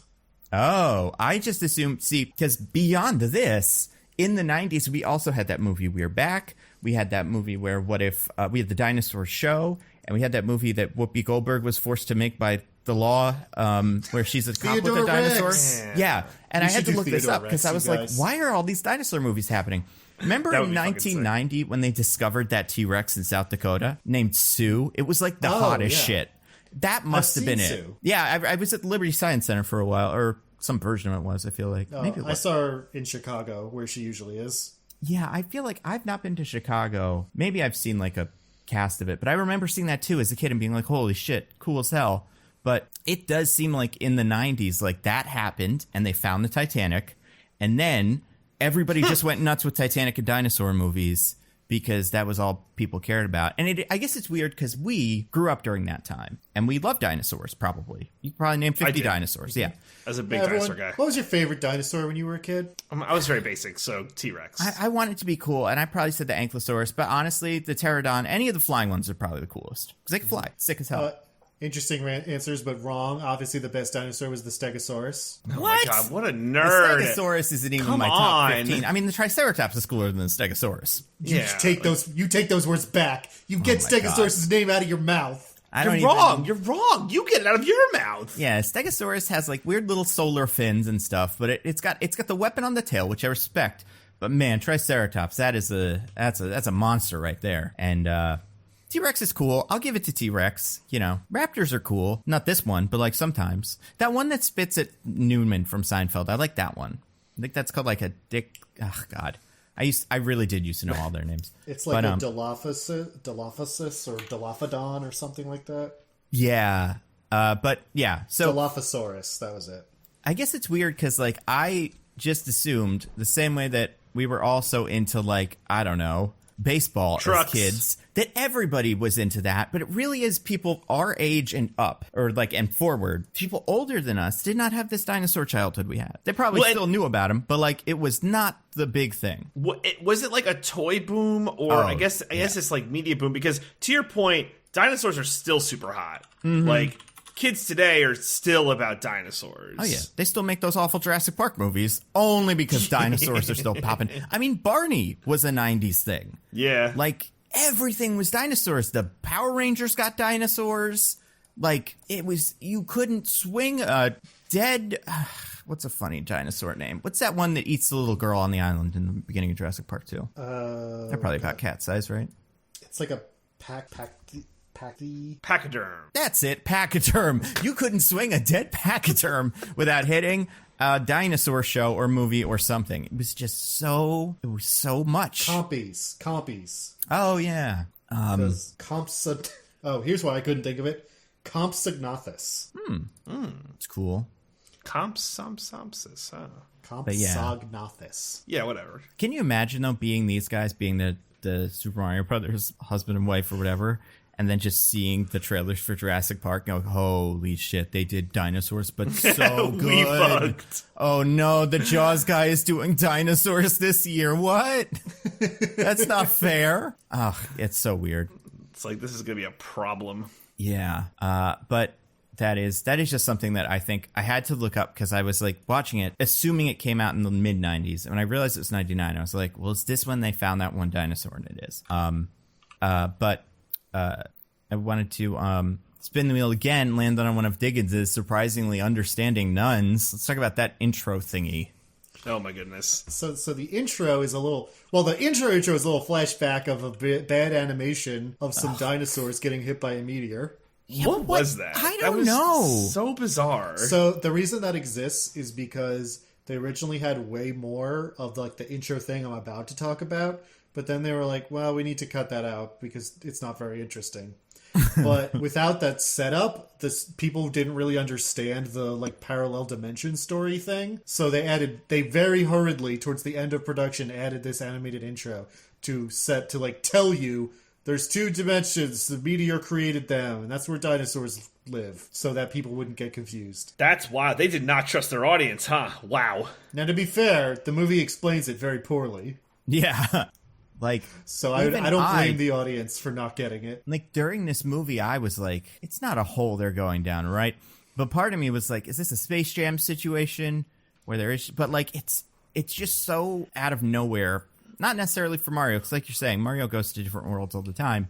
But just, like, for a movie like this, it's insane. Right. But anyway, after that animated intro, we have a young woman, also played by Samantha Mathis, running through the streets of New York City, desperately trying to get away from something. And she leaves her, like, future space pod at the steps of a church. And because apparently, even though they know nothing about human society, she understands that babies are left at churches. Or maybe...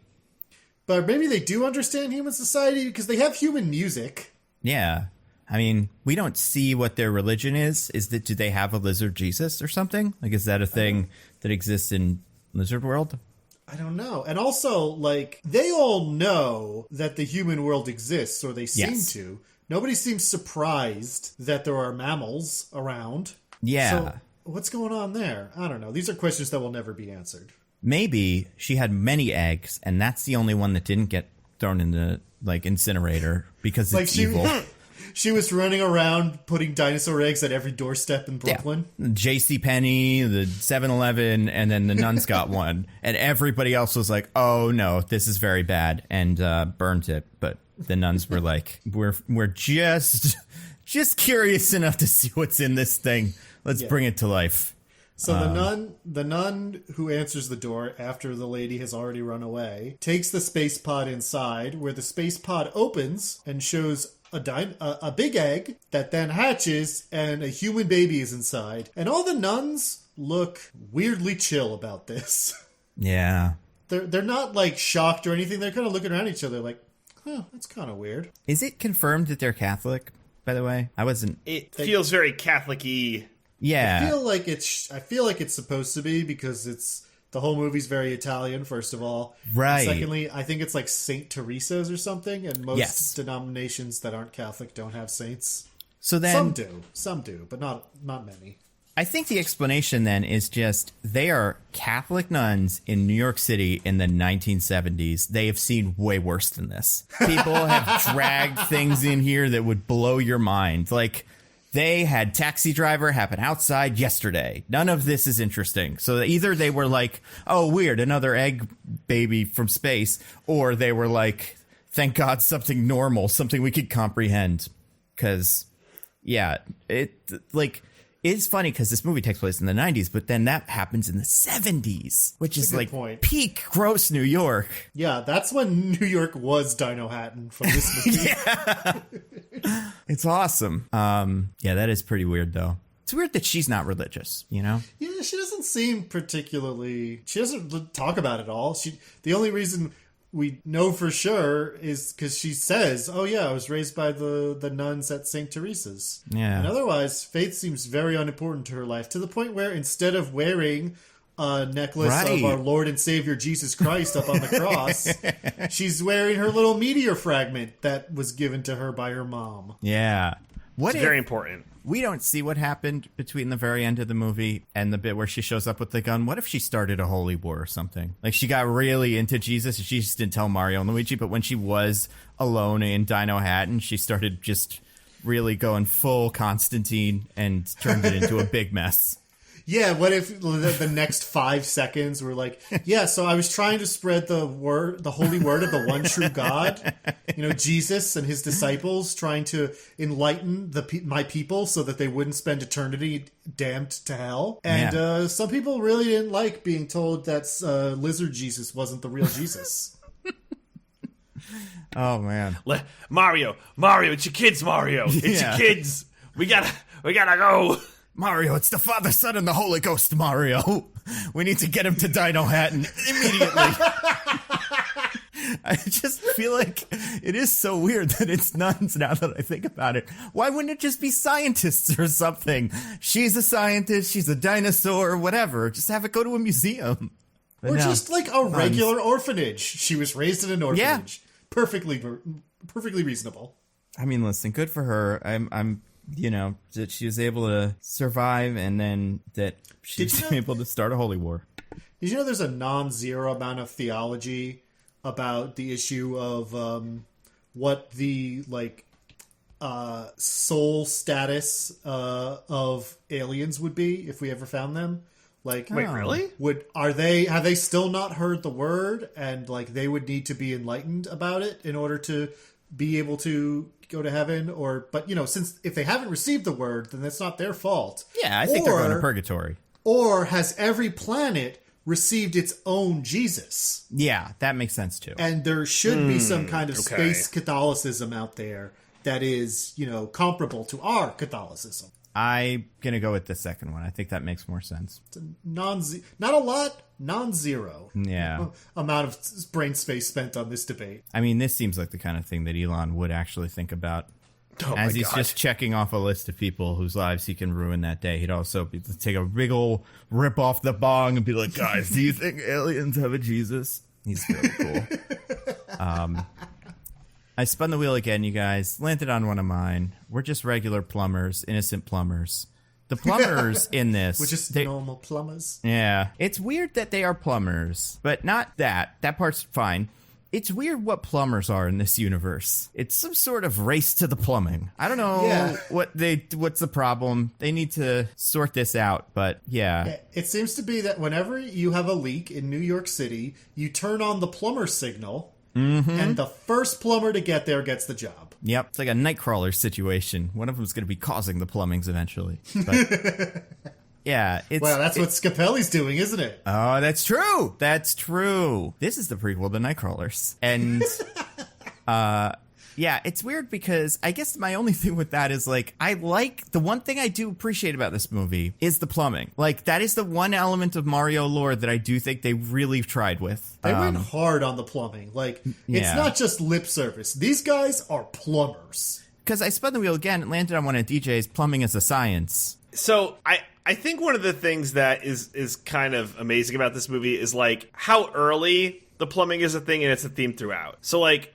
this first shows up in a big way where who's the Scapellis? They're the rival plumbers. Scapelli. Yeah. So they so are they with the Koopas because they cause a flood at the archaeological dig site where Daisy is? No, so I was confused about this too, but it does seem like a coincidence. Yeah, they're just trying to ruin the dig site because they want to build some kind of, I don't know, I feel like they do say what it is, but I forget, some kind of building project they have on that land. So they're just trying to ruin the dig so that the NYU students will go away. Yes. Okay, sure. So anyway, Luigi finds this when she's at the archaeological dig site with Daisy, and he runs back. Mario, there's a flood. We gotta fix it. Mario's like, okay, Luigi, get your tube belt. We're gonna fix it. And they go in, and it's like a DJ. Luigi says that Scapelli sabotaged the dig site, that's and Mario right. says Scapelli. Yeah. So indignant. Scapelli. That's Scarabadoosh. Well, I'm not Italian, so I just have to accept that that's a real word. Absolutely. It's the aloha of that language too. It can mean anything. Like it's forwards and backwards. You can use it in any situation, and you're good. So yeah, so as soon as Luigi says Scapelli, that like triggers Mario into action, and there's like a 2-minute scene where like Mario's going through and fixing it, and it's like he's doing surgery. It's like, all right, give me the tube wrench, all right, give me the pipe wrench, all right, give me the 8-inch, all right, give me your hand. It's a whole thing, and I was pretty impressed by it. I like that too. I think it's fun. Yeah. So it seems like with this new Mario movie, the plumbing is going to be a thing too from the, some of the previews we've seen. So I guess Mario being a plumber is so important, even though I don't think he ever plumbs in the games at all. I mean, he goes down pipes, so that's kind of plumbing, but yeah, what he's do you just think kind he's of doing riding in them them. pipes? He's going to jump on Goombas and get fire flowers. He's not going. He doesn't fix the pipes he goes down. You don't see him fix them because he fixes them from the inside. He's so good. Yeah. Yeah. I feel like they must have tried this, right? Some sort of what was a hotel game? Did you do plumbing in that? I feel like there's got to be some. Oh my god, it's Hotel Mario. He actually, like, you know what? Let's have him do plumbing in this one. And if they have it, they should make that. Like that would be kind of fun. Like like one of those. What do they call them? Like cozy games where you just do some plumbing as Mario and you connect lines or whatever. I mean, I'm surprised Nintendo's never just released one of those like Pipe Dream games. Yeah. With just some Mario branding on it. I mean, why not? Right? Like I've done that shit in like Spider-Man games for decades. Why haven't Mario done it yet? Why doesn't he use that to like just figure out how to travel to somewhere? I'll do a little puzzle where you shove the pipes. I don't know. They should do it though. I spun the wheel again. Speaking of Mario, this is a quote. I had to get it in the movie because I was curious. I was like, I think I kind of know what this is, right? But I was like, no, this isn't it. It's a conversation between Luigi, Princess Daisy, and Mario. And Luigi says, "You don't know your father and mother neither?" Princess Daisy says, "No, what do you mean neither?" Luigi says, "'Cause you see, Mario here brought me up. He's been like my mother my whole life." Mario says, "Hey," and then Luigi says, and this was the line I was looking for, okay, my father, all right? And my uncle, cousin, and everybody. What the hell is going on? Like, I never thought for a second, it must have just been a casting thing, right? They were like, they're too old to be brothers. Like, the gap is too big. They are brothers. So in the movie, they are brothers. Right, yeah. But yeah, I think because there's like a 22-year age difference between Bob Hoskins and John Leguizamo, they were like, he's way older than Luigi, and I guess their parents died not long after Luigi was born, so Mario raised him as a 20-year-old. That's awesome. Like, insane. Insane that they still live together. I mean, we know what Luigi's deal is. Like, kind of, he doesn't seem like the most social of guys. And Mario seems cool. Like, I could see having a good time with Mario. You know? Mario seems like he'd be a good brother dad. Good brother dad, but also, like I feel like going out to dinner with Luigi, he'd be all weird. He'd be like, oh, hi, what's going on? Oh, I'm just so nervous. But I could see Mario, you know, hey, let's get have a drink over here. Come on, you little gabagool. You know, like, he just got a good attitude. I like that. Well, later on, we do see that no woman can resist the Mario charm. Exactly. Big facts. Big facts. Big facts. I wonder, too, like, is this Bob Hoskins just brings this energy to the role? Because, like, I was watching this with Michelle, and she's like, is he the guy from Who Framed Roger Rabbit? And I was like, yeah. He's like, is this his energy for all his roles? And, like, I don't know, because I haven't seen a ton of Bob Hoskins roles, but I wonder if that is just the energy. I mean... You want me to freak your bean about Bob Hoskins? Oh, my God, please. British. Yeah. What? British wow. By way of Romani. I think he's like the only famous Romani actor, period. But yeah, because he did that movie where he was pretty much the Penguin. It's like his last movie he ever did. I think it's called Danny the Dog or something, where he makes Jet Li fight people with a collar on. And in that movie, he was like a British gangster type who was just like the Penguin in the Arkham games. And it was kind of like, oh, they're going to do this for sure. This is going to be one of these new Christopher Nolan Batman movies. But then he did die. I mean, not that quickly after, but eventually. But yeah. Huh. That's a shame. He would have been a fun Penguin. He would have been great. I feel like the only other credit of his that I feel like you may have seen, DJ, is probably Hook. He is he's Smee. That's right, yeah. Unless you watched the Bad Christmas Carol movie, which I haven't seen, so I don't know what he is in that, but he's apparently in that as well. Smee is not this energy, but it's just interesting that, like, his Mario character is, like, the same guy from Who Framed Roger Rabbit. Like, Eddie Valentine. It's the same person. Oh, my God. Speaking of Italians, he did play the other most important Italian in the history of cinema in 2009. Christopher Columbus. Even more important than he. In 2009...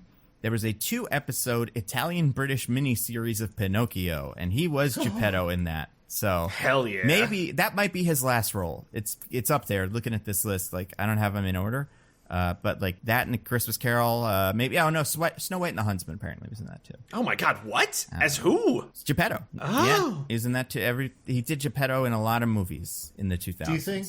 Has the Italian government ever declared Bob Hoskins to be an honorary Italian? Because it feels like he deserves it at this point. I mean, I'm sure after this movie, everybody was fighting over him. We need to get this man into we need to knight Bob Hoskins. I wonder if he was knighted. He could have been knighted, maybe. I don't think he is. I'm not sure. It didn't come up in his Wikipedia page. I mean, really, this didn't hurt his career at all. He did just fine after this movie. Oh, yeah. He's good. Like, I like him in this.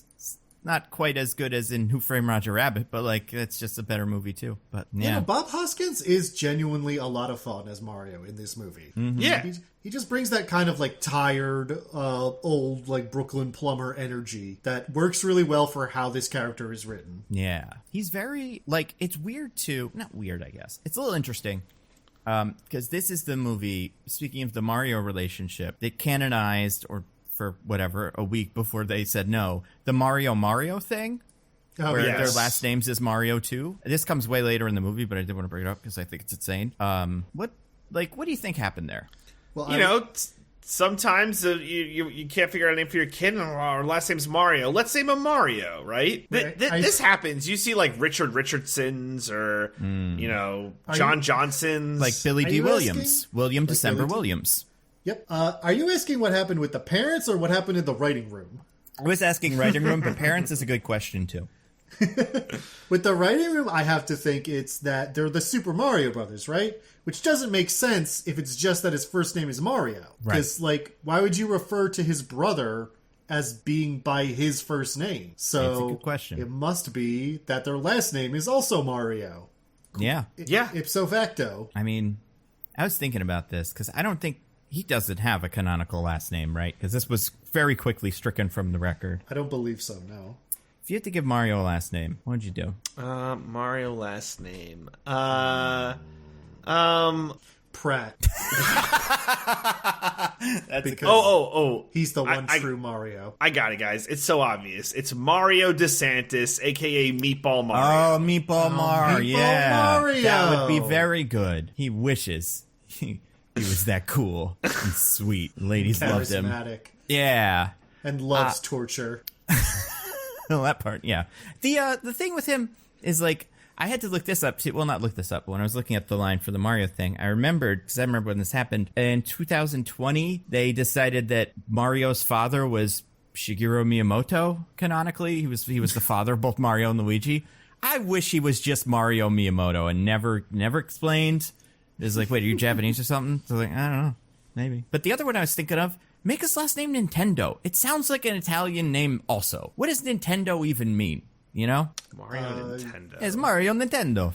I feel like that feels right to me. Or what if his last name is Bowser? Oh, shit.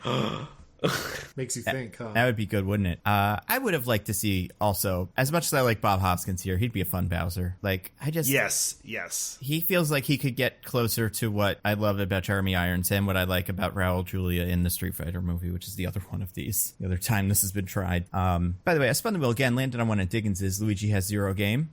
Yeah, so Luigi on the street happens to run into Daisy while she's going to find a payphone to call NYU and tell them that the mob is trying to threaten them, which is a fair concern to have as a student. Yeah. And Luigi's instantly smitten. I mean, how could you not be, right? How could you not? I mean, look, Samantha Mathis seems like a charming young woman in this movie. And Luigi seems like he's never seen a woman before in his life. Maybe, I guess he's seen whatever her name is, the Mario's girlfriend, but... Daniela, yeah. But it does seem like besides that, he's the most homeschooled character I've ever seen in one of these. What a bag fumble to not name that character Paula. I mean like, yeah. What were they thinking? I have this on the wheel later, but why are any of these characters the ones that they are? Like, who decided this was going to be Toad later on? And, like, who decided this was going to be Daisy? Why are these characters the ones they are? And yeah, she's Pauline, of course, or whatever that one's name Pauline, is. Yes. Yeah, because, like, it's not even, like, I get it. We know now what Mario is, so we know which characters are going to be important and which ones aren't. But, like, Pauline's been in it since the beginning. She's been in the Donkey Kong games. Like, yeah. We don't need whoever this one is, but it does. That's why it feels like they couldn't get the rights to all of the characters or something like that. They couldn't get the rights to, like, the look of Toad or the name Pauline, but they kept the look of Pauline and the name Toad. It's weird. Also, why not Peach? How is she not in this movie? I don't know. Also, weirdly enough, they put Daisy in, like, a pinkish dress at the end, and I'm like, is that what they're going for? I kept forgetting she wasn't Peach because she's also blonde. Like, yeah. It's like, was Daisy even in the games at this point? When did she show up? So. She first appeared in Super Mario Land, the Game Boy game. Let me see when that came out.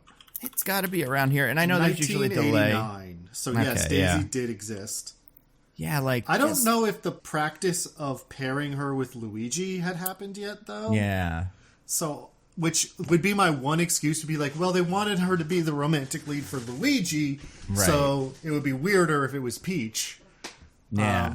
But I don't know if that was even a thing yet. I mean, what you do then is have it be Peach, have Luigi be in love with her, and then at the end, he's like, oh, Peach, I want you to come live with me. And she's like, actually, after all this time, I think I'm more into Mario. He's pretty cool. And then she just joins the harem that Mario has acquired over the course of the movie. It's like, yeah, because he is just better than everyone else. Yeah, but...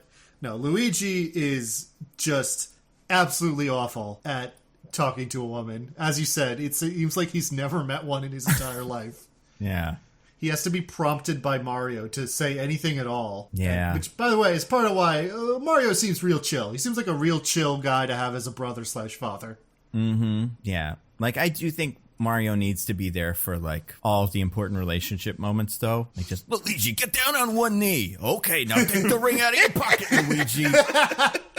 Honestly, if I was Daisy, And when Luigi showed up for dinner and also Mario and Daniela were there, I'd be a little like... I mean, it's nice that Mario brought his girlfriend, so this is like a double date and not just like a weird third wheel situation. But this is still kind of weird, Luigi.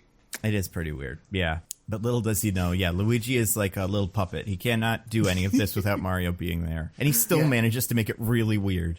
Yeah, and even when... And there's like the second Mario leaves, because Mario and Daniela are like... You guys can take the van, or we'll take the van. You guys can walk home to like give them some alone time. Yeah, Luigi is like instantly fumbling. Like the second Mario's not there, he's saying all kinds of weird shit. Which fortunately, I'd love the honor to maybe possibly walk you home if that's something you'd be amenable to. Yeah. And then he's like, "I love dinosaur science. I think what you do is super cool." And it's like he's lucky that Louis. I have to imagine what Daisy's thinking is like. He is hot, though. Yeah, right? He did do that payphone thing that one time. That was nice. He gave me a free quarter and gave up the payphone. By the way, how are they listening for their jobs via the payphone? I didn't understand that part that either. That is a thing you used to be able to do where you could call into your own voicemail and like put in a code and you could listen to your messages. Interesting. Yeah. Obviously, it's not something we have any context for anymore because your phone is just with you at all times. But yes, that used to be a thing. Oh, yeah. I learned something. Speaking of learning something, I spun the wheel again, landed on one of Diggins' Return of the Science Corner. Haha. Which is this? This is actually a perfect time for this. Now, you might be thinking that I would be talking about all the things this movie says about evolution, which are obviously stupid and wrong. But no, listener. I trust you. I know that you know that all the evolution talk in this movie is stupid and wrong. You're all very smart and well read. That's what I like about all of you. No, I wanted to tell you about something that you may not have known because it's not as well known a fact, which is thus. The movie posits that the meteor that killed the dinosaurs landed in Brooklyn, and this meteor that they found that, kicks off the whole plot of this movie, causes the alternate dimension, whatever.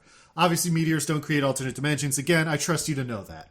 I mean, how many meteors have you seen happen? Because maybe they do. More than one. No, what I wanted to tell you is that for the past 50 years or so, we've known where the meteor that killed the dinosaurs landed. And it's not Brooklyn. Queens? Yep. It was Staten Island? A little off. Yeah. No, first of all, that meteor... to basically completely change the climate and like conditions for life on the planet was way, way bigger than New York City. So it would, if it was in New York at all, it wouldn't just be in one borough, and it certainly wouldn't be a little meteor that you could like look at and like just see in the hole like we do later in the movie. No, this meteor was gigantic, and it landed right off the coast of the Yucatan Peninsula in Mexico. That makes sense. In fact, this impact was so great that you can, from a huge height above, because again it's so big, you can still kind of see the crater in which it landed. Like the rim of the impact on land in the Yucatan has a slope to it that, if you like zoom out and really look at it, is clearly like a place where the land was, flattened and like pushed under because of the impact of this meteor. And like I said, we have known this for 50 years. This was pretty well established science by the time this movie came out, about where exactly this meteor landed and what impact it had. And therefore, this movie's entire basic premise is completely incorrect. I mean, wow. They easily could have gotten a call from the Yucatan too, It's like, whoa, we gotta get there before the Scapellis. Yeah. Take their crater, or take their helicopter. Yeah. To down to Mexico. I mean, John Leguizamo is Hispanic. I'm sure he could translate for Mario. That's true. Anyway, this is called, by the way, I'm going to butcher this, so I apologize in advance. It's called like the Chicxulub crater. That's Chixulub. Cool. Named for the town in the Yucatan that it's closest to. Yeah, they should have set the movie there. That would have been good. They should have set it in Mexico.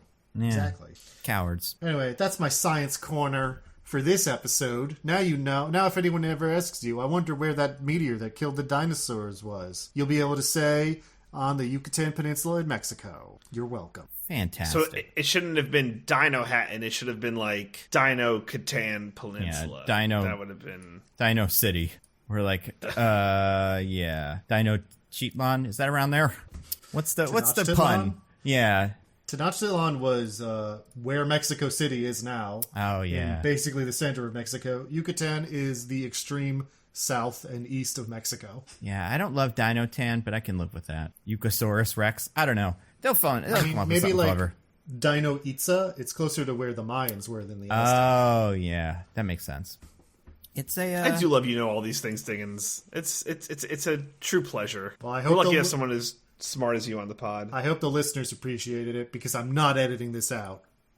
But I will, because it's not like you edit these anyway. That's true. It's not like I do any work. You do the research. You do the most research for anyone that is a host of this podcast. That's true. Well, that's because it's secretly the easiest thing to do. Speaking of easy things to do, I spun the wheel again, you guys. It landed on Diggins' The Real Cyberpunk 2077. Yeah. So this point, when Mario and Luigi jump into the alternate dimension, it becomes very obvious that this was written by the Max Headroom people. Yeah. It has that exact same kind of like trash punk dystopia vibe Dino Hatton does, where everything is like grimy and gross, but also kind of technological, but like 80s technological. So it's all like analog computers and like bumper cars. Mm-hmm. They're electric cars that have to attach to a grid like a bumper car. Yeah, that is so weird. Yeah. And honestly, you know what? It is a better Cyberpunk movie than Cyberpunk 2077 is a Cyberpunk game, if you ask me. Yeah, I think that's accurate. That game's not good. I mean, I think at one point Luigi even does some hacking. Is that right? I believe you, but I can't remember where. Or is it Daisy? Is it Daisy who does the hacking? That feels right. Oh yeah, Daisy does some hacking to get into the camera system, and Luigi hacks the de-evolve thing to try to de-evolve Bowser, except it doesn't work, except it kind of does. I'm not really clear what was supposed to have happened there. Yeah. That's true. Yeah, that's why that whole bit is very confusing to me. But it's just a confusing movie. I spun the wheel again. Speaking of other things about this movie's gross. This is one of mine. It's upsetting to look at. I don't like it. This is maybe the biggest thing holding me back from enjoying this movie is that it looks horrible. On purpose, I'm sure, but still. You don't like everything being covered in fungus? Oh my god. Like, it's insane. Like, it's so weird. And, like, I get it. Mario kind of is associated with that kind of. But, like, not really. Like, it's, like, not that kind of fungus. It's such a weird, like, let's do a real version of Mario. Fucking serious one. Real fungus. One of those kind of Hollywood moves that, man, I just cannot abide. It's not good. The fungus in this movie is so interesting. Because it's like, I don't know how to describe it. It's like cheese. Yeah. It's like this stretchy layer of like somewhat amorphous goo. Mm-hmm. Goo. That just covers everything. And also, it's supposed to be the king who was de-evolved into a mushroom or a fungus and then spread all over the city somehow. Yeah.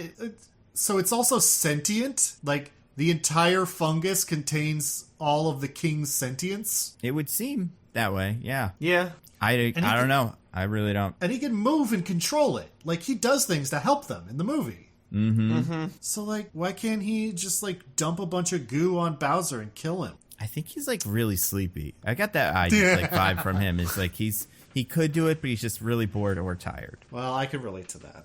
Yeah, exactly. There's, like, it's a very, very reasonable explanation for why any character in any movie does anything. Just like, yeah, he's tired. He's like, all right. I mean, the city is also, like, besides being full of fungus, is also just pretty dirty. Yeah. Yeah, it is a very strange aesthetic, because it's very 80s, because, yeah, like, it's that, and then all the bad guys are businessmen in big giant suits, especially, obviously, the Koopas, which is the worst thing in the movie. Or not the Koopas. Wait, no, Goombas. Yeah. Like, has that ever been the way people interpreted them? I mean, no, obviously it's an insane interpretation. No. Okay. But can I be honest with you? Yeah? Kind of like those little guys. Speak further, please. Yeah, I need... Say more words. Kind of like those little guys. I mean, look at them. They got the dumb, silly little heads that are like the puppetry, and they get the big, goofy smile, and they make them dance in the elevator, and they're just like big, dumb guys who like to dance. I don't know. Kick They're them kind over of like cute. dominoes. They fall over like dominoes? They're kind of cute. It's just wild that in the game, the Goombas are big head, small body, and this one they're like, oh, what if we do small head, big body? Yeah, it really It's is just like like they got weird the that was the mixed up. direction. Yeah. It's hard. It's also weird that they made them dinosaurs when the Goombas are also mushroom people. And that's the problem with the whole mushroom dinosaur thing. Like, it really, and that's why it does kind of feel like a Jurassic Park situation. Is that they were just like, well, yeah, the bad guys are dinosaurs. Dinosaurs are scary to kids, but it's like, then why are any of them anything? Like, it's so weird. And I mean, Toad is the worst one for me because besides the fact that character's not Toad, he's also terrible. And like, it's a weird look. I don't like him. Do you know why that actor got cast? Why? He shot somebody, and then the director saw it. He was there that day. Close, but no. So they always wanted Toad to be a musician character Oh. Okay. for some reason. Of course. Yeah, obviously. So their original choice was Tom Waits, Oh. who wouldn't. The Tom Waits? The Tom Waits, who wouldn't do it for obvious reasons. So this guy, whose name I forget, but is kind of weird. It's like Mojo King or something. His agent pitched him to the directors as a third-rate Tom Waits for half the price. Oh. Wait. That's amazing. That's a bad sell. I know. He's a second-rate Tom Waits for a third of the price. It's like, well, I'm getting a bargain. I'm overpaying for this guy, basically. That's what I'm saying. Well, Waits to whatever they money paid ratio. him, it was too much. It really was. Like, and for me, like, I think I knew going in, the first time I saw it, because I've seen this before, I knew going in that the Goombas were weird, and that there was a real little dinosaur in there, and all this other stuff. That's the one thing that really took me by surprise. It's like, wait, that's what this is? Because it's just so far from anything. By the way, I got half of the guy who plays Toad's name wrong. Surprisingly, the half I got wrong was the last name. Oh, okay. It's Mojo Nixon. Oh, cool. Another weird thing about Toad, he's a musician, right? A lot of music in this movie. Did we ever get the Mario theme? No. It existed, though, right? I think we get it at the very beginning, like over the title credits. Oh, okay. That makes sense. I was just kind of expecting one of these musical characters to bust out the best music ever made, the Mario theme. But they don't, never. Well, Right. No, because we don't want to make a dumb Mario movie, Nando. We want to make our cool cyberpunk Max Headroom movie. Well, yeah, they want to make all those moves and then just like juke out of the way at the last minute. Because the other one that killed me, and I forgot to put this on the wheel, so I'll just do it now, is there's a flamethrower. Characters have flamethrowers in this movie. Does Mario ever shoot one? Well, he is the fire flower. But like, yeah, No, that's a thing. no. He's asking if he does it in the movie, which to which the Yeah. answer I believe is no. Oh. Like, why are we not giving Mario the flamethrower for like a second so he can throw some flame? Because that's what you do with a guy like this. Or at least Yeah. call it a fire flower, because like you can give your flamethrower weapon a silly name like a fire flower. Like that's a thing that wouldn't be out of place in like a cyberpunk movie or something. That's true. Right. But yeah, that is Yeah, no. not what they do. I'm pretty sure the only weapons Mario uses in the movie are a wrench, a bob-omb, and the de-evolving ray, that famous Mario weapon. What's What's the story with the bullet? The bullet bills are the canisters that they put into the super jump boots. Right. Okay. I remember seeing that for a second and going, "What is this?" Do they jump on anybody's head? I kept waiting for it, and no. What's wrong with these people? They should go to jail. Like, this is so easy. He does at one point swing on a like rope or something and like do a swing kick into a Goomba, but he never lands on anyone. Insane. Yeah. I mean, listen, I like this movie, but that is wild. They can't even get this really basic Mario stuff right. But I don't know. At a certain point, the clear contempt for the Mario franchise held by the directors of this movie is kind of endearing. yeah, It's kind of true. hilarious. The fact that you stuck with making a Mario movie despite your obvious disinterest in doing so is almost admirable. Yeah, that is fun. It's it's really weird. I spun the wheel again. DJ, this is one of yours. I guess everything came from goo. There's a lot of goo in this movie. So the very interesting thing, and like talking about like the insane science of this movie, is that we have like a very interesting scene where after Bowser like captures Mario and Luigi, he is going like deep into like the human evolution and like has this very interesting envy for like, you know, our world. Because like he has this like self-hatred for Dino World, which is like, I don't know, that's like a fascinating discovery of a character that like they don't really get into but exists. Although his reasoning is a little, because he's like, we used up all our natural resources in this world, but over there you have an unlimited amount of them. Yeah, that is fucking never weird. Run out of your oil or your trees or what have you. And I feel like Mario and Luigi could have been like, I got bad news for you, Bowser.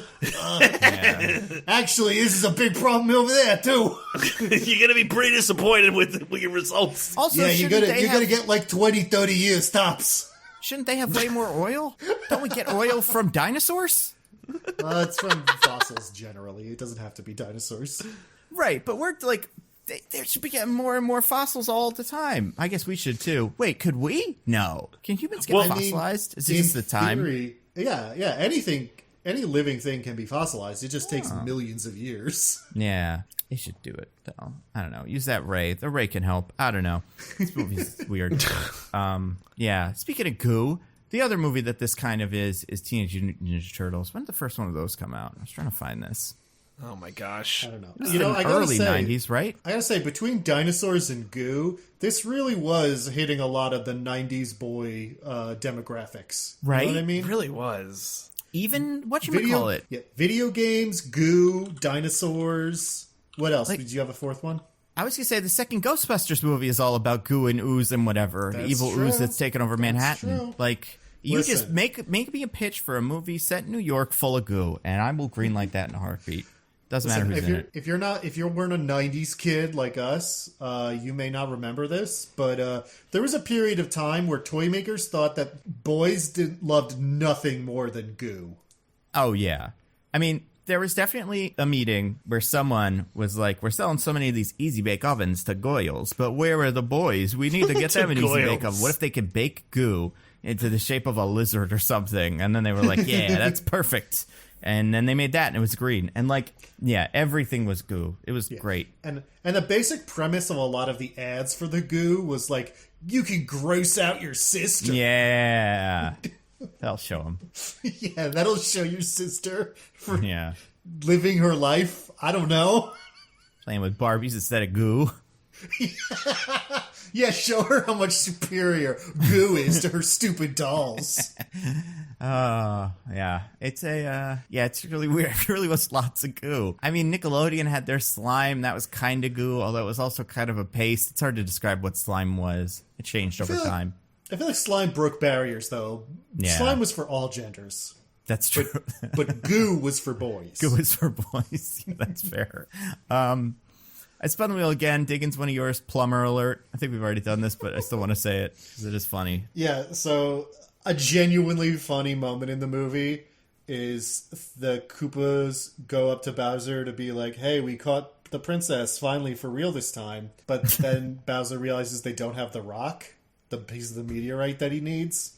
Right. And they're like, uh-oh, those plumbers took it. And, like, there's a pause in that moment where you think the joke is going to be Bowser's like, what the hell are you talking about? What's a plumber? You know, what have you? But after the beat, he just turns to Lena and is like, plumber alert. Mm-hmm. And just a citywide plumber alert starts immediately. And yeah. It's honestly a good joke. It's almost like that in that universe, the plumbers are Antifa or something. That has become so synonymous with that it's like, oh my God, it's a plumber? Never mind. Get the big steel bats and stuff. We gotta take these guys seriously. So are plumbers something else? Maybe like plumbers aren't people who like fix your toilet, but they like, I don't know, murder puppies or something. Like it's just their like plumbers are different in their universe. I don't know, because later when Mario and Luigi are in like the pipe works for Bowser's Tower, they're looking around like, oh my goodness, these haven't been maintained for years. Oh yeah. Maybe at one point in the past, Bowser did decide that plumbers were counter-revolutionary terrorists. Yeah. And had them all executed in a tribunal. Yeah. And to be a plumber is illegal now, and that's why they have a plumber alert. I think that's probably what it is. Okay. Which is a bummer, because what are you going to do when your pipes break? Just build a whole new house, I guess? I don't know. I guess this one's I don't done. know. I mean, we just let fungus grow everywhere, so That's clearly true. we're not that interested in maintenance. Yeah. I spun the wheel again, landed on one of Diggins' Jurassic Pork roasts. That was pretty good. Yeah. So that's when this movie became great. When Mario and Luigi escape from the police station that they've been arrested in. Which, by the way, the cops in this movie are just pure evil. They just do Bowser's bidding. They got big, spiky Judge Dredd shoulders. Mm-hmm. They're just straight up the bad guys, and I respect the movie for that. Yep. This movie has something to say. Mario and Luigi become Antifa because when they're escaping, they steal a cop car, and then they're getting chased by other cops who they, like, in regular, car chase fashion, lead to crash and explode and other such things that have definitely killed some cops. Oh, so, yeah. Mario and Luigi are murderers. Because, I mean, in addition to all the cops, they might have also killed some people from, like, innocent bystanders and stuff. That is a problem. Yeah. Yeah. I mean, we only know that they killed cops, so that's fine. But it's hard to say, because there's often a lot of collateral damage with car accidents. Oh, yeah. Stuff goes flying everywhere, especially the way some of these things crash. It is, like, very exciting crashes. Yeah. But hey, that's what makes this movie punk and not just cyber. Mm-hmm. It's that Yeah. it says fuck the police. Yeah. Fuck the police. Yeah, they do the, I feel like some of the moves that they do in it, too, like, because it is weird that this movie doesn't have guns. It has flamethrowers everywhere. Like, even the cops are trying to shoot, like, fireworks at each other or something, and at these guys, as if that is as good as a gun. But maybe it is. I don't know. I wish the only way this movie could be better is if during this scene, Luigi turned to Mario and was like, "Gee, I don't know, Mario. I mean, I know they're after us, but these are still the cops, right? Should we really be killing them?" And Mario's like, "Luigi, you dumb gabagool. Haven't you ever heard of Sacco and Vanzetti? The cops ain't on our side. They're a bunch of fascist pigs on the side of power. And, when we take them out, we're only making the world a better place. You maroon?" I want that movie now. I mean, I wouldn't be surprised if that shows up. Maybe that's where what's-her-name learned it and brought it to Andor. She was like, "Guys, I have actually a really good idea for this script. Listen, it's good, but I remember when I was on Super Mario Brothers, and I think this theme would actually work really well here." Yeah, the movie was actually... Andor was actually very pro-Imperial until she said that. Yeah. Fiona Shaw, I think her name is. That's right, yeah. Thank goodness. I just can't wait for us to wind up on Tucker Carlson with everything that Dick just did, because we are going to wind up on there. If we haven't been on Tucker Carlson yet, from all the things I've said, we're never getting there. I can't wait for Tucker Carlson to say he hates us in text messages and then pretend he likes us again or something. I want to be the full circle of contrition. I'm going to spin the wheel again. Land on one of mine, Bowser hair. It's just weird choices in this movie in general. Bowser has this weird ribbed hair thing going on. Yeah. But it's not like Bowser's hair. Right. Who came up with it? Like, I don't know. It's so weird. Yeah. It feels like it's supposed to be suggestive of something, right? But right. I don't know what that would be. Like, there's some dinosaurs that have stuff like that going on their heads a little bit, but, like, A, it doesn't look like that. B, the hair isn't the right color as Bowser anyway. But C, like, it's not pronounced enough that you really get a sense for what it's supposed to be. It does just look like he has 3 little bumps in his head. And, yeah, I hate it. I mean, it is awful. Yeah, it's very bad. I spun the wheel again. DJ, one of yours. The princesses are in another castle. Yeah, so this is like a weird thing I kind of wanted to talk about. So there's the Bowser the Lizards have been capturing like just random women from our world because Bowser's just like, you got to capture Daisy, and they're capturing women who aren't Daisy and keeping them. And this is just like a weird beat that the movie has that leads to just like a free for all at the end of the movie, and it was weird. It was weird. I don't know. What? Any thoughts from you guys on this? I don't know, and I'm also confused about that because I guess it's weird because they don't know what she looks like. So what are they going off of? Just woman? Is that who they're picking up off the street of a certain age? I guess. Yeah, and I guess part of it too was I couldn't decide whether the movie was like, oh, we're gonna put all the, because it's not like the other characters were characters from Mario. This wasn't like fucking Mario Tennis where it's like we're bringing them all together. It was just ancillary women that we decided to put in the movie for no fucking reason. I just thought it was really weird. At the start of the movie, Iggy and Spike, when they spot someone that they're gonna try to kidnap, are like, that must be her. 2 arms, 2 legs, 1 head. Yeah, matches the description. Yep. So it really does seem like their only criteria is a woman, which really makes it remarkable that they got it on the 6th try. Yeah, that is really impressive. That's a great point. But yeah, I think the weirdest thing is that at the end of the movie, we get this fun little weird thing where Mario's just breaking out all the women, and they get to be part of just the little sled race, and just it is a set piece at the end of the movie, and it's weird. It's just weird. Did you know that set piece almost killed someone? Oh, again, tell me more. I must know. So I think the end bit when they're flying through the air, they had done a couple takes of it. And no. Somebody thought that the mattress was going too slow and it didn't look good, so they loosened one of the wires holding it up. And then they took a break. They had a lunch break or something, and then came back, and that person forgot to tell anyone they'd done that. Oh my god. So they ran the scene again, and the mattress was going way too fast. Oh my god. And one of the women almost fell off 25 feet onto concrete. And when it did land, it crashed and flipped over, and they all slammed into the ground. Thankfully, no one got too hurt. It was just some bruises, but it could have been really bad. That's so horrifying. How is this movie legal? Apparently, it's amazing it happened. Was drunk, so that apparently, probably there were a fair few injuries, although that was, I think, the most dangerous one.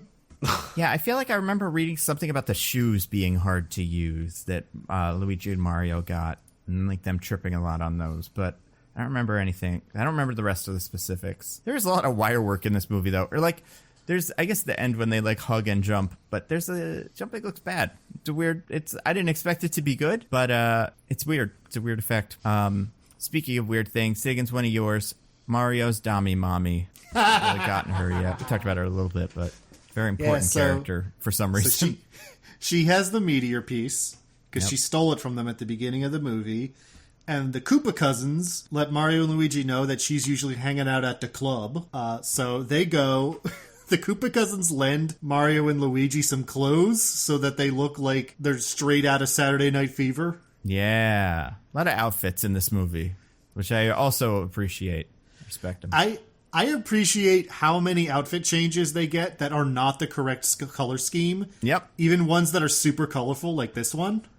Mm-hmm. It's they had so many chances to do the colors, and they don't do it until the very end. They got it once. That's more than enough for me in a movie like this. The fact that they're even wearing any color is pretty impressive. Good enough for me. No, again, it's part of my there's the contempt for Mario is so obvious that I almost respect it. Yeah. That's true. It would be funny if they were just wearing the wrong, Mario had green on and Luigi had red, and they just never explained it. That's the other thing too, where I was watching with Michelle, and she's like, "So when are we getting to when they're wearing the suits?" And I'm like, "They make you wait for it, but we get there." Because there's the one scene in the club where they're just all wearing the wrong colors, and it's that's what I'm saying. Where is this movie? Scene I'm talking about. Right. But yeah, so they got to get the meteor back from Big Bertha, who is wearing it around her neck, and Mario's like, "Don't worry, I got this." And he goes up and is like, "Hey, sweet cheeks, you want a piece of the old Mario?" No, Diggins, he said, "You want a piece of the old pipe. Get it right." Mm-hmm. Yikes. Very dirty. And she punches him in the face. And he gets floored, and then goes back in and is like, "Hey, I like it when you punch me in the face. I'm looking for my Dami Mommy, I'm your good little sub." My name's Mario. Now, Big Bertha decides she's into this.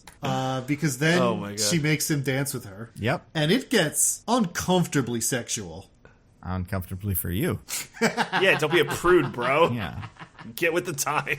I mean, Mario goes face first into the neckline. Yeah, Just and like I- really, And even lower. really gets in there. Well, that's what the neckline. You know what I mean? Oh, I'm sorry. I thought you...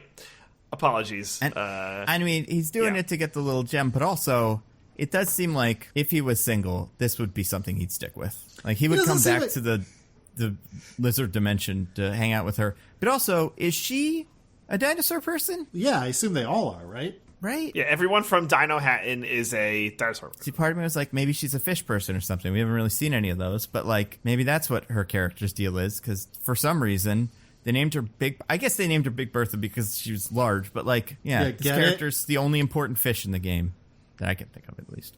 Well, I mean, there are cheaps in general, but I think Right. Big Bertha is the only one that has like a specific name. Yeah. Yeah, it's pretty weird. But yeah, the big cheap that eats Mario in certain levels is called Big Bertha. If you didn't know that, Yeah. and which theoretically is the basis for this character. But I mean, I guess she is interested in eating Mario. If you know what I'm Exactly. Heyo. I forget. Does not Pauline ever find out about that? Not that we see, Okay. I could see 'Cause Luigi saying it. Like, because just she like, does. Sorry. I was just like at dinner sometime. Hey, Mario, remember that time you had to get all the woman boobs to get this thing? And then, like, ruining a nice night for Mario. That's kind of how Luigi works. But yeah. Yeah, I don't know. but in the process of doing this, Mario so charms Big Bertha that she defects Yeah.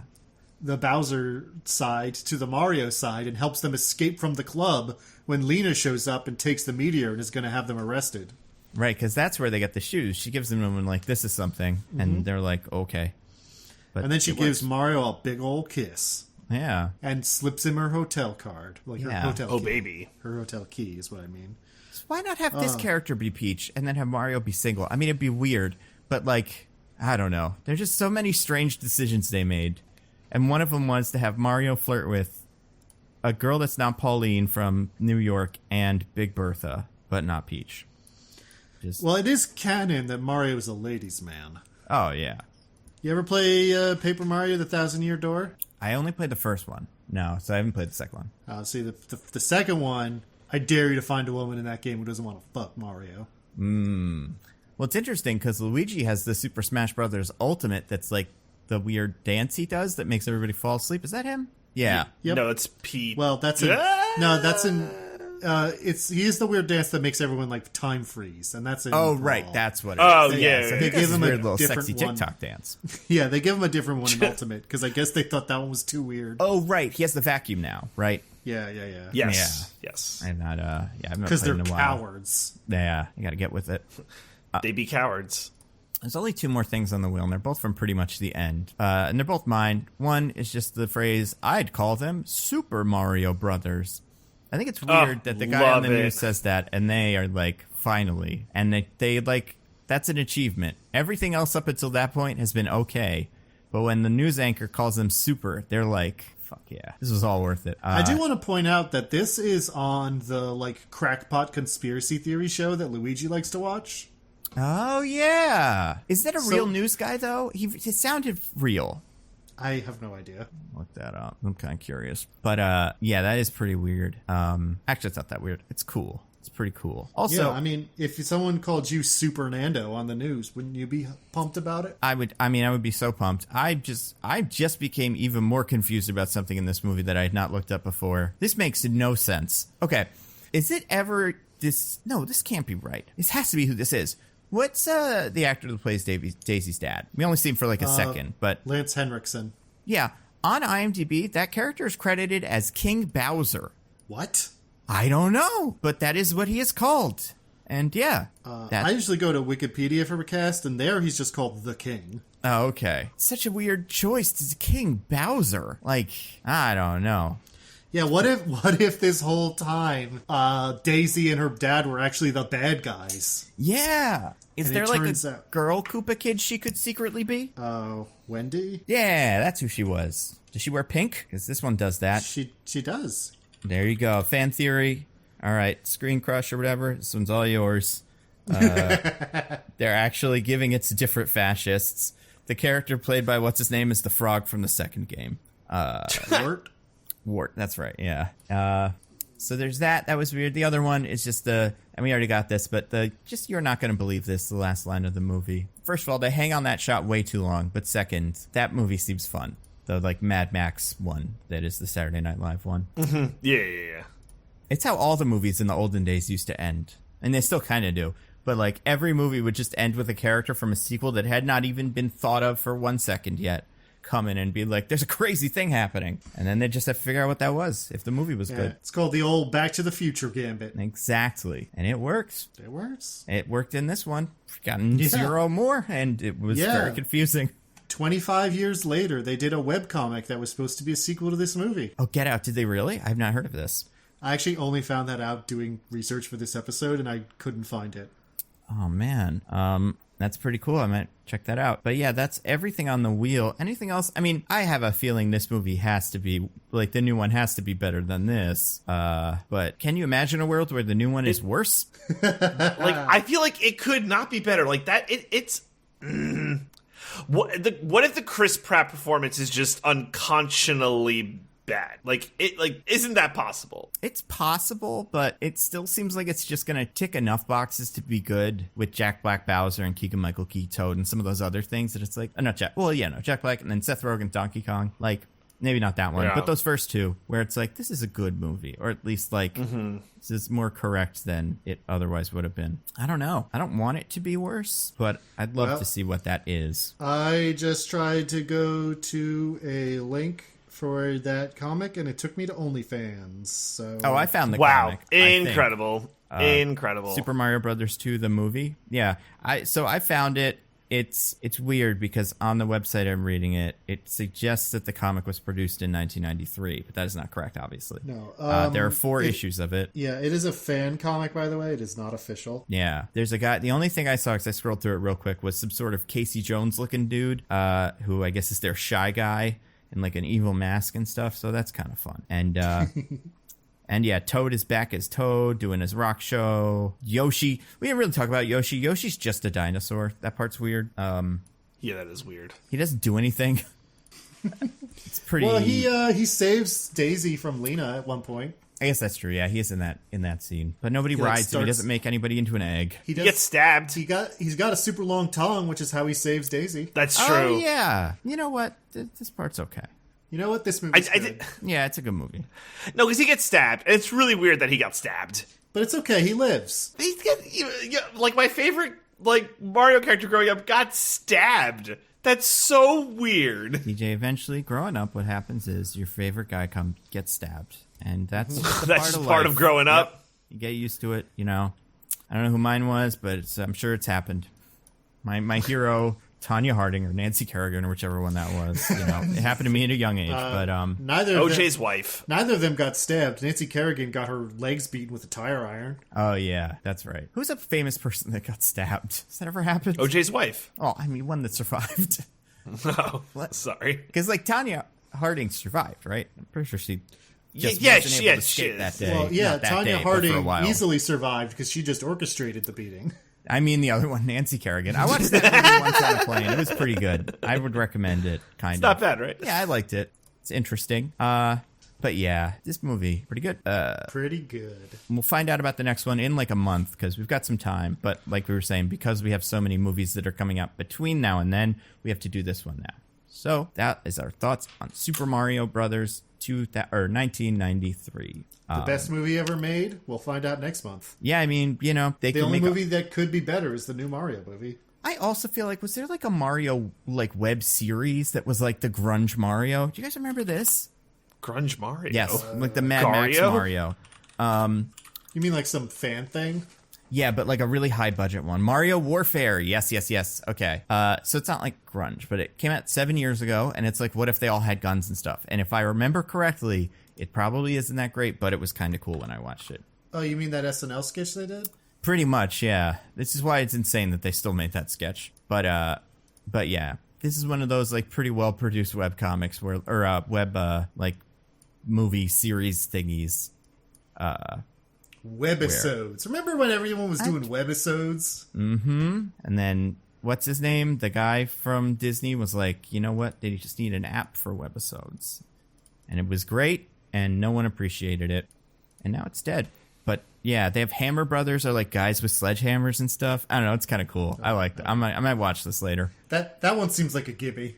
Yeah, exactly. And like it really is just you put one, and it was 1993, so like people probably just didn't know too much about this, but like it does not seem like it's that hard to come up with a couple of kind of clever ways to do this, but they did not. But guys, you want to get to our classic segment? I would love that. Yeah. All right, DJ, do you have anything to recommend to the fine people? So I don't have much. Our recording schedule was like compressed, so like we record our like last thing like 2 days ago. Yeah. So I will say what I do have though is a new season of Formula One Drive to Survive dropped, and it's great. Oh, yeah, you like that. Yeah, I know I've talked about it before, but like it still holds up. Formula One season just started, so that's fun. But the show definitely holds up. There's also another show called Full Swing that is like Drive to Survive, but like for golf, like through the PGA Tour, and like it's fine. Like I feel like Netflix is like they had a tennis court one, and now they have this like golf one, and they're trying to recapture the magic, but like it's hard. Like yeah. Drive to Survive is the one. I watched like 2 episodes of Full Swing, and I'm like, I can't care enough about the golf as much as I could care about like the cool racing. So that's just kind of throwing it out there. Something I tried, so you don't have to. I mean, if you love golf, you're probably like, yeah, this is awesome, you idiot. But for me, I was just kind of like, yeah, it's here. So golf is tough. Yeah. Watching tough. golf is tough. Playing golf is interesting. Like it's different. And like I understand it is a leisure activity, but as something to watch, I just could never. And yeah, you really got to be into it. And if you are, like, God bless you. Like, I'm not here to yuck anybody's yum, but yeah, it's tough for me. Yeah.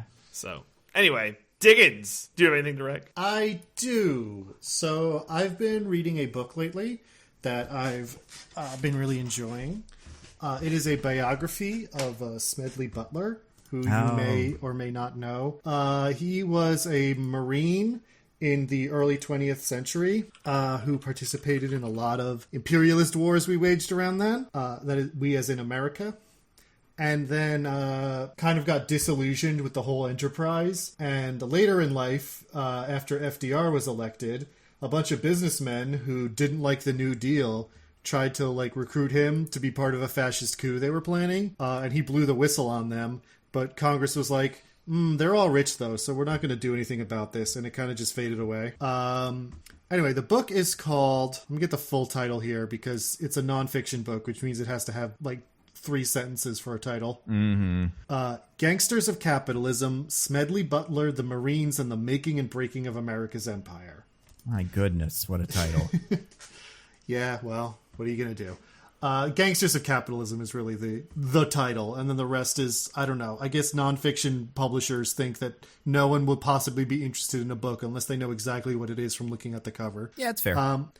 Anyway, it's really interesting because it charts his entire like life and his time in the Marines, during which he really did kind of participate in every single action we took with our military, like to try to secure power and influence over less developed countries. Like just in the first few years of his life alone, he went from the Spanish-American War in Cuba and like literally Guantanamo Bay, to he was sent to the Philippines and the Philippine War that was fought there after the Spanish-American War ended. And we were like, actually, we're not going to give you independence. And then from there to China and the Boxer Rebellion, back to the Philippines, then to Panama when they were building the canal, and just generally overthrowing democracies in Central and South America so that they would do things for us, so that the fruit companies would be happy.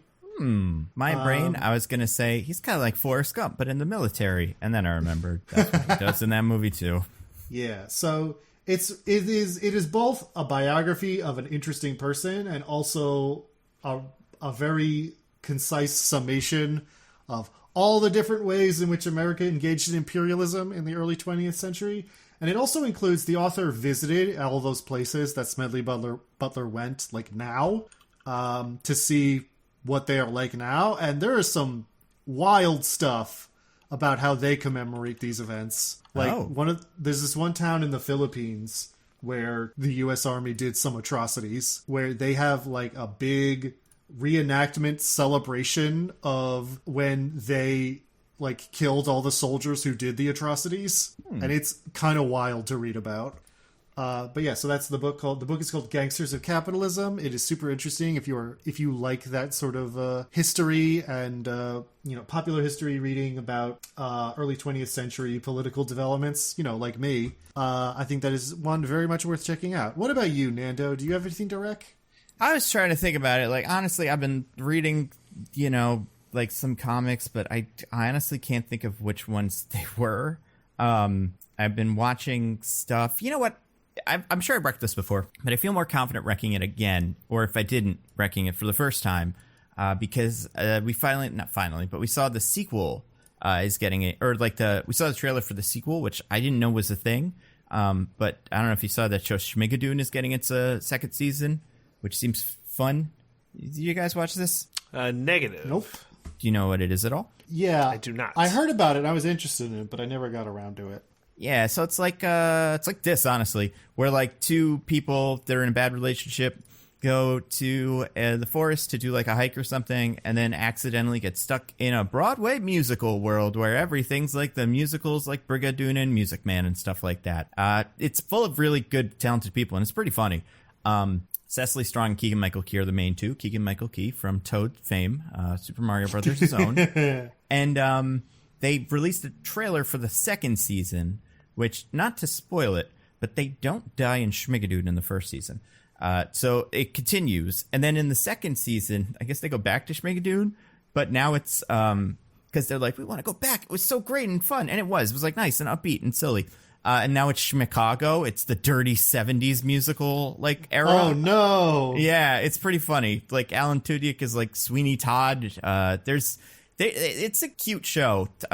What's his name? Titus is the narrator. So I'm looking forward to the next season of that, which, yeah, the trailer reminded me of. I think it comes out in like April.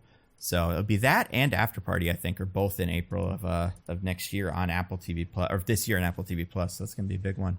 What are we doing next week, fellas? An actual movie? Like a movie released in a theater? So with people and stuff?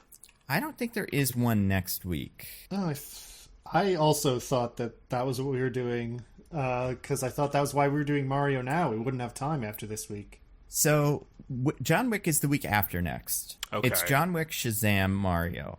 There might be something here, but I don't think it's quite as... Are we gonna do 65? Oh, maybe. That could be fun. Oh, gosh. But a place I have to... Like, I wish it were plain... Where it's like, Yeah. oh, it comes out on VOD. It's like, I gotta go to a theater to watch 65. I mean, we could see if there's Which, something... I'll do it if I got it, man. We can see if there's something on VOD that's fun. I'm going to look real quick and see if one movie I love so much is on VOD. No. No. Damn it. Yeah, I don't know. There's got to be some movies that we could do. We'll look. We'll check, because we got a week. So maybe something will come onto VOD. And then it'll be like, oh, that weird M. Night Shyamalan movie or something. Maybe we'll do, like, an old one, something we missed. Or we could do like one of the older John Wicks, but we've already done one of them, so it's like John Wick 2. I don't know. We'll see. Did we do a John Wick? We definitely did the most recent John Wick, with Halle Berry and the dogs and stuff. Oh, that's right. Yeah, that was like maybe 2 years ago. Yeah, I mean John Wick is good, but I'm with you. We could Johnny Stecchino, right? We could do that. That's true. That is possible for us to do. That's true. So that is an option. But yeah, I don't know. We'll look for any suggestions. Somebody suggested something on the subreddit, I think, the Nando V Movie subreddit. Oh. They didn't suggest it like they should do this. The suggestion specifically, I think, read like, what do we have to do? Oh, this is it. I found it. It was from someone named Gebs and Duel. And the question is, what do I have to do to get Nando Diggins or DJ and Diggins to review the Country Bears movie? So some donation or something, I guess. Oh, I have a perfect segue for that. Yeah? This person in question could win our March Madness tournament that's coming up. Oh, God, it's March Madness again. Yeah. It's time for the madness of March. So we'll have the tournament up again. Look for our Twitter. If it's working. If it's not working, I guess I'll put it on, like, Nando's Discord. The subreddit, honestly, not the worst place for it either. Like, those places... We have a Mastodon or Give Naked Mastodon now or something. Do we? No, I don't think so. It'll be in some place that you could find it, listeners. But yes, that will be something that is upcoming soon. So be on the lookout for that. And for those who don't know, March Madness tournament, NCAA. Do we want to do men's and women's this year? Because we've only done men's, but we could do men's and women's. I don't watch any of the games, so I don't care. If you want to go woke, I guess. Oh, that's true. We do want to go woke. That is how we go broke. Yeah. I don't think we could possibly go more broke than we already do. Exactly. That's a good point. We'd be right even. Split even is not bad. So, yeah, let's go woke. All right, so we'll figure it out. We'll post details. But if you win, you get to pick a movie. We'll see if we do multiples and however that works. But you win, you get a movie. And it's a good time. You could suggest Johnny Stacchino, or maybe we might. We're gonna change the rules right, Nando. So you don't get a movie; you get to pick between a couple movies. I want to have people suggest us a couple of movies like this, so we can avoid a Johnny Stacchino situation where it's that one will work better than that one. And I'm looking at it just because I wanted to check. We did do John Wick 3 when it came out in May of 2019. It's very early in first year of mostly nitpicking. So and you guys did John Wick 3. No, yeah, you were not on the show yet. However, that was right in the middle of After the Throne season 8. So that. Oh my gosh! And I have seen all the John Wick movies. Yeah, I mean, I don't know too much about this new one, honestly. I think I've watched maybe one trailer. I know Donnie Yen's in it, I think, but besides that, just kind of ready to be surprised. I bet Keanu Reeves fights a bunch of guys. Keanu Weaves? Keanu Weaves.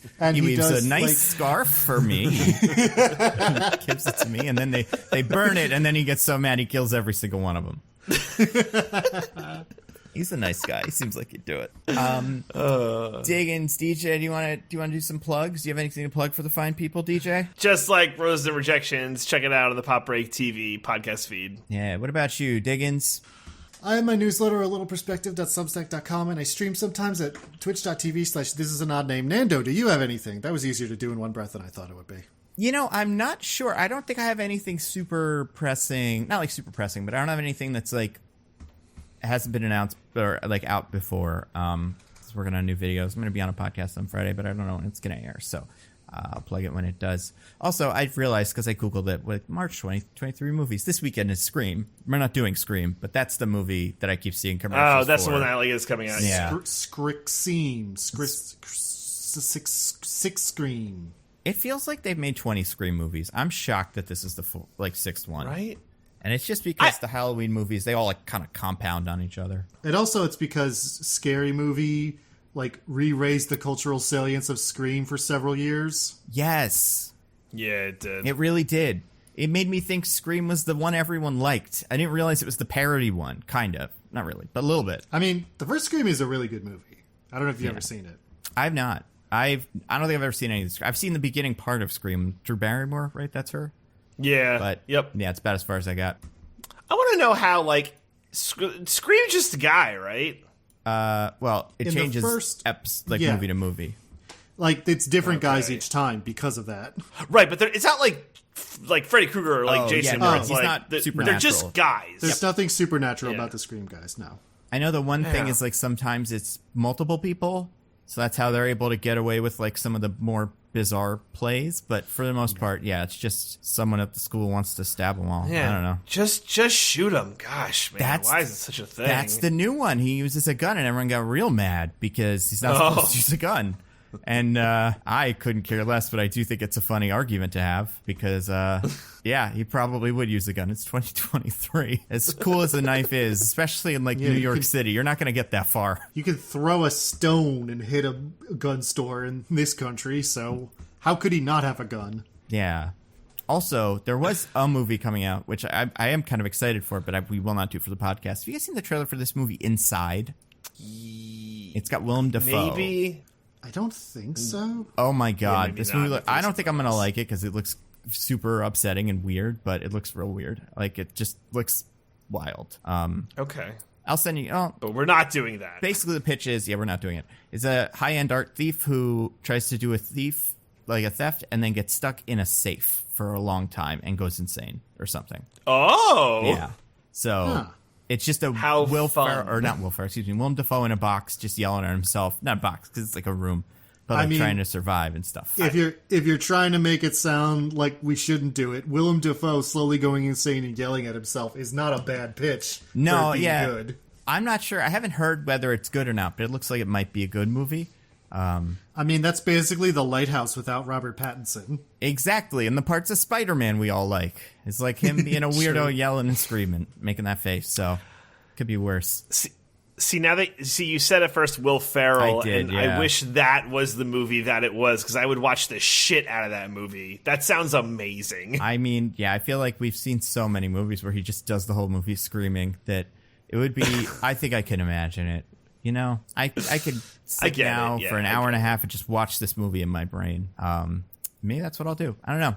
Either way, that was a great podcast, everybody. I've been at Nando Movies on Twitter. I've been at Zippy by Day. I thought it was mid at best, but I've been at This Is an Odd Name. That's fair. Well, it's up to David, the person who gave us the recommendation. Let us know. Goodbye, everybody. Goodbye. Woo-hoo. Woohoo!